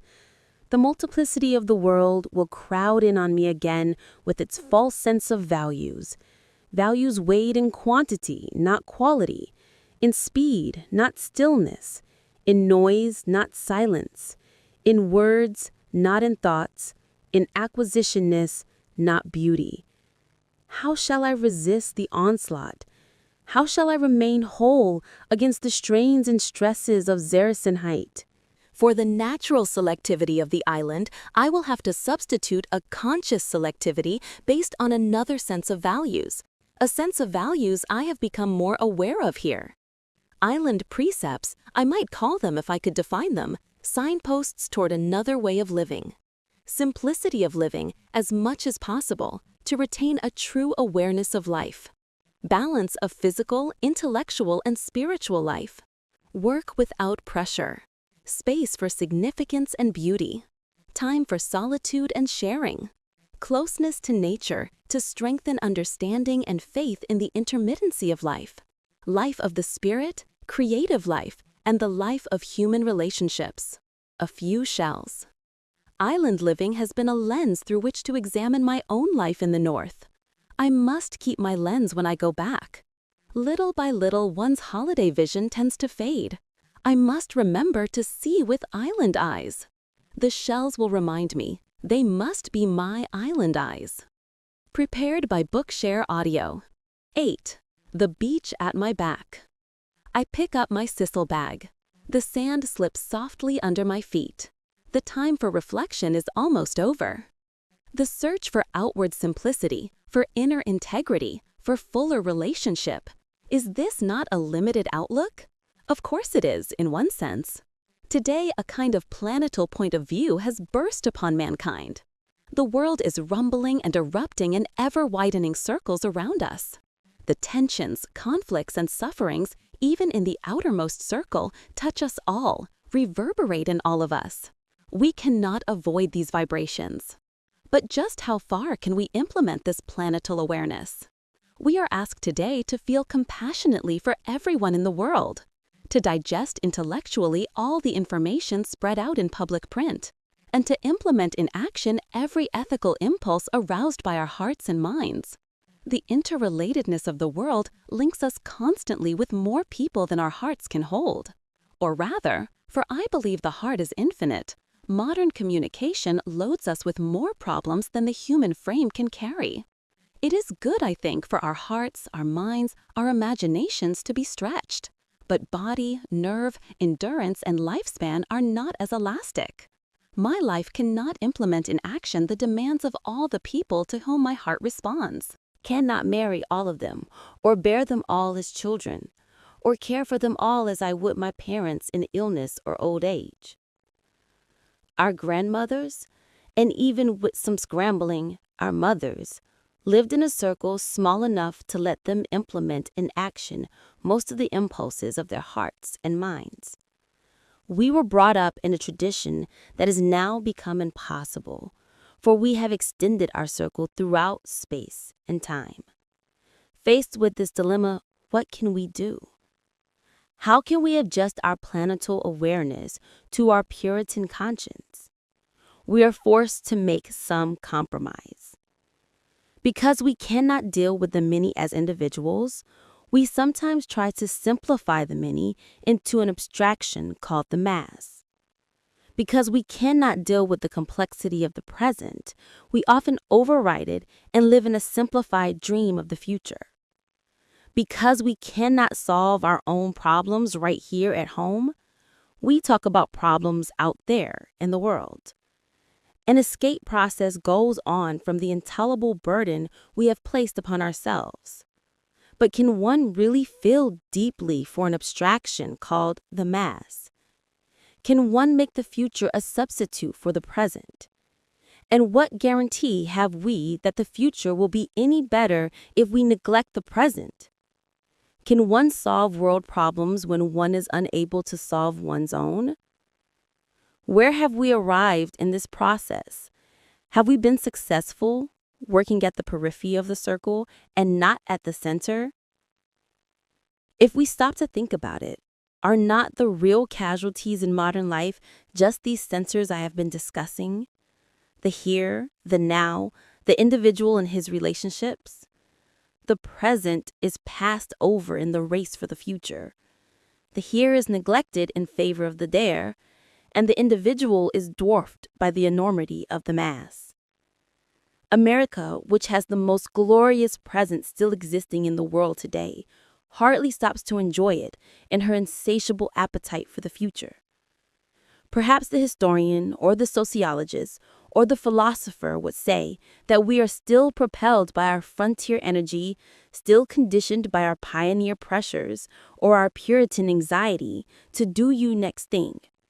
Europe, on the other hand, which we think of as being enamored of the past, has since the last war, strangely enough, been forced into a new appreciation of the present. The good past is so far away, and the near past is so horrible, and the future is so perilous, that the present has a chance to expand into a golden eternity of here and now. Europeans today are enjoying the moment, even if it means merely a walk in the country on Sunday or sipping a cup of black coffee at a sidewalk cafe. Perhaps we never appreciate the here and now until it is challenged, as it is beginning to be today, even in America. And have we not also been awakened to a new sense of the dignity of the individual because of the threats and temptations to him, in our time, to surrender his individuality to the mass, whether it be industry or war or standardization of thought and action? We are now ready for a true appreciation of the value of the here and the now and the individual. The here, the now, and the individual have always been the special concern of the saint, the artist, the poet, and, from time immemorial, the woman. In the small circle of the home, she has never quite forgotten the particular uniqueness of each member of the family, the spontaneity of now, the vividness of here. This is the basic substance of life. These are the individual elements that form the bigger entities like mass, future, world. We may neglect these elements, but we cannot dispense with them. They are the drops that make up the stream. They are the essence of life itself. It may be our special function to emphasize again these neglected realities, not as a retreat from greater responsibilities, but as a first real step toward a deeper understanding and solution of them. When we start at the center of ourselves, we discover something worthwhile extending toward the periphery of the circle. We find again some of the joy in the now, some of the peace in the here, some of the love in me and thee, which go to make up the kingdom of heaven on earth. The waves echo behind me. Patience, faith, openness is what the sea has to teach. Simplicity, solitude, intermittency. But there are other beaches to explore. There are more shells to find. This is only a beginning. Gift from the sea. Reopened. Looking back at a book published 20 years ago, written in the midst of a busy family life, my chief sensation is astonishment. The original astonishment remains, never quite dimmed over the years, that a book of essays, written to work out my own problems, should have spoken to so many other women. Next comes an embarrassed astonishment at rereading my naive assumption in the book that the victories, liberation is the current word, but I spoke of victories, in women's coming of age had been largely won by the feminists of my mother's generation. I realize in hindsight and humility how great and how many were and are victories still to be won. And finally, a new development puzzles me, that after so many years and such great achievement by women, my book should continue to be read. Why should Gift from the Sea, after all we have undergone in these tumultuous 20 years, have any validity for a new generation of women? To look back on those years is a sobering experience. We have lived through the terms of 4 presidents and the assassination of 1. We have wrestled with the tragedy of a long, divisive, and conscience-searing war. We have witnessed shattering advances in science and technology. We have watched a man walk on the moon.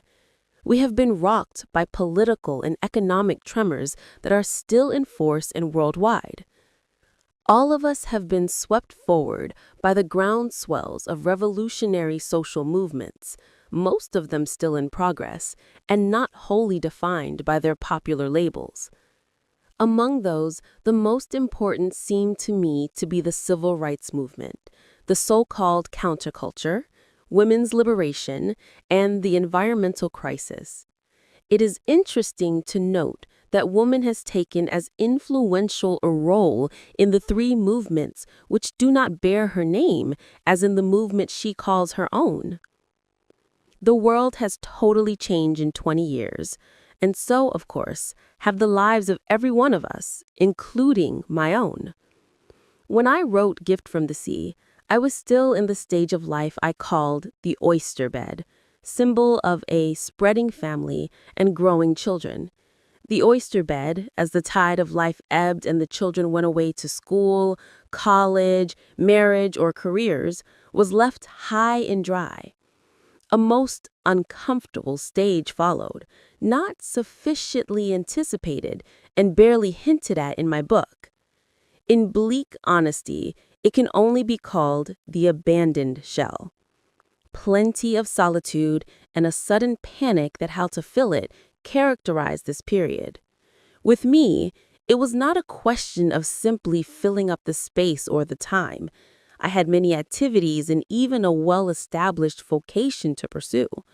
But when a mother is left, the lone hub of a wheel, with no other lives revolving about her, she faces a total reorientation. It takes time to refine the center of gravity. All the inner and outer exploration a woman has done earlier in life pays off when she reaches the abandoned shell. One has to come to terms with oneself, not only in a new stage of life, but in a new role. Life without children, living for oneself. The words at first ring with a hollow sound, but with effort, patience, and a sympathetic and supportive husband, one wins through to the adventure of an Argonauta. My husband and I even named our last home on the island of Maui, Argonauta. For me, because of my husband's death, the Argonauta stage was sadly of very brief duration. I am again faced with woman's recurring lesson. To quote my own words, woman must come of age by herself. She must find her true center alone. The lesson seems to need relearning about every 20 years in a woman's life. What then has a grandmother and a widow to give the new generation of women in the oyster bed? Admiration, first of all. As I look at my daughters-in-law, my nieces, and my young friends, I am astounded at what they accomplish. They are better mothers than I was, and they are the admitted equals of their husbands in intelligence and initiative. They have no domestic help in their homes, and yet with vigilant planning, some skillful acrobatics, and far more help from their husbands than any previous generation, they manage to lead enriching lives, including special interests of their own. They go out to work or they study, they write or teach, they weave or paint or play in musical groups. They are often involved in civic activities. Sometimes they do several of those things at once. Are they happy? Or shall I say, happier than my generation? This is a question I cannot answer. In a sense, I think it irrelevant. Without hesitation, I can affirm that they are more honest, more courageous in facing themselves and their lives, more confident of what they want to do, and more efficient in carrying through their aims. But above all, they are more aware. Perhaps the greatest progress, humanly speaking, in these past 20 years for both women and men is in the growth of consciousness. In fact, those movements I mentioned under their popular labels could be more truly described as enlargements in consciousness. A new consciousness of the dignity and rights of an individual, regardless of race, creed, class, or sex. A new consciousness in questioning of the materialistic values of the Western world. A new consciousness of our place in the universe, and a new awareness of the interrelatedness of all life on our planet. For women, much of this new awareness is due to the women's liberation movement. Enlightenment has filtered down to a vast audience through the public media. Talks, programs, courses, and articles have been addressed to women and concerned with their lives. New ground has been opened up revealing the undiscovered depths of women's emotional life through the pioneering literature of brilliant writers such as Florida Scott Maxwell, Anais Nin, Simone de Beauvoir, Doris Lessing, and in our own country, writers as diverse as Elizabeth Jane, Margaret Bassett, and Ruth Park. Janeway and May Sarton. The best growing ground for women, however, may be in the widespread mushrooming of women's discussion groups of all types and sizes. Women are talking to each other, not simply in private in the kitchen, in the nursery, or over the back fence as they have done through the ages, but in public groups. They are airing their problems, discovering themselves, and comparing their experiences. More important, they're beginning to talk to men, openly and honestly, often arguing and challenging, but at last trying to explain what they felt could never be explained. They retreat less often behind that age-old screen of women. If you don't understand, I can't possibly tell you. How arrogant to assume your partner cannot understand. And men, to their great credit, for the most part are listening, and, I believe, understanding more than we ever expected. Much of this exploration and new awareness is uncomfortable and painful for both men and women. Growth in awareness has always been painful. One need only remember one's own adolescence or watch one's adolescent children. But it does lead to greater independence and, eventually, cooperation in action. For the enormous problems that face the world today, in both the private and the public sphere, cannot be solved by women or by men alone. They can only be surmounted by men and women, side by side. The end. Prepared by Bookshare Audio. Thank you.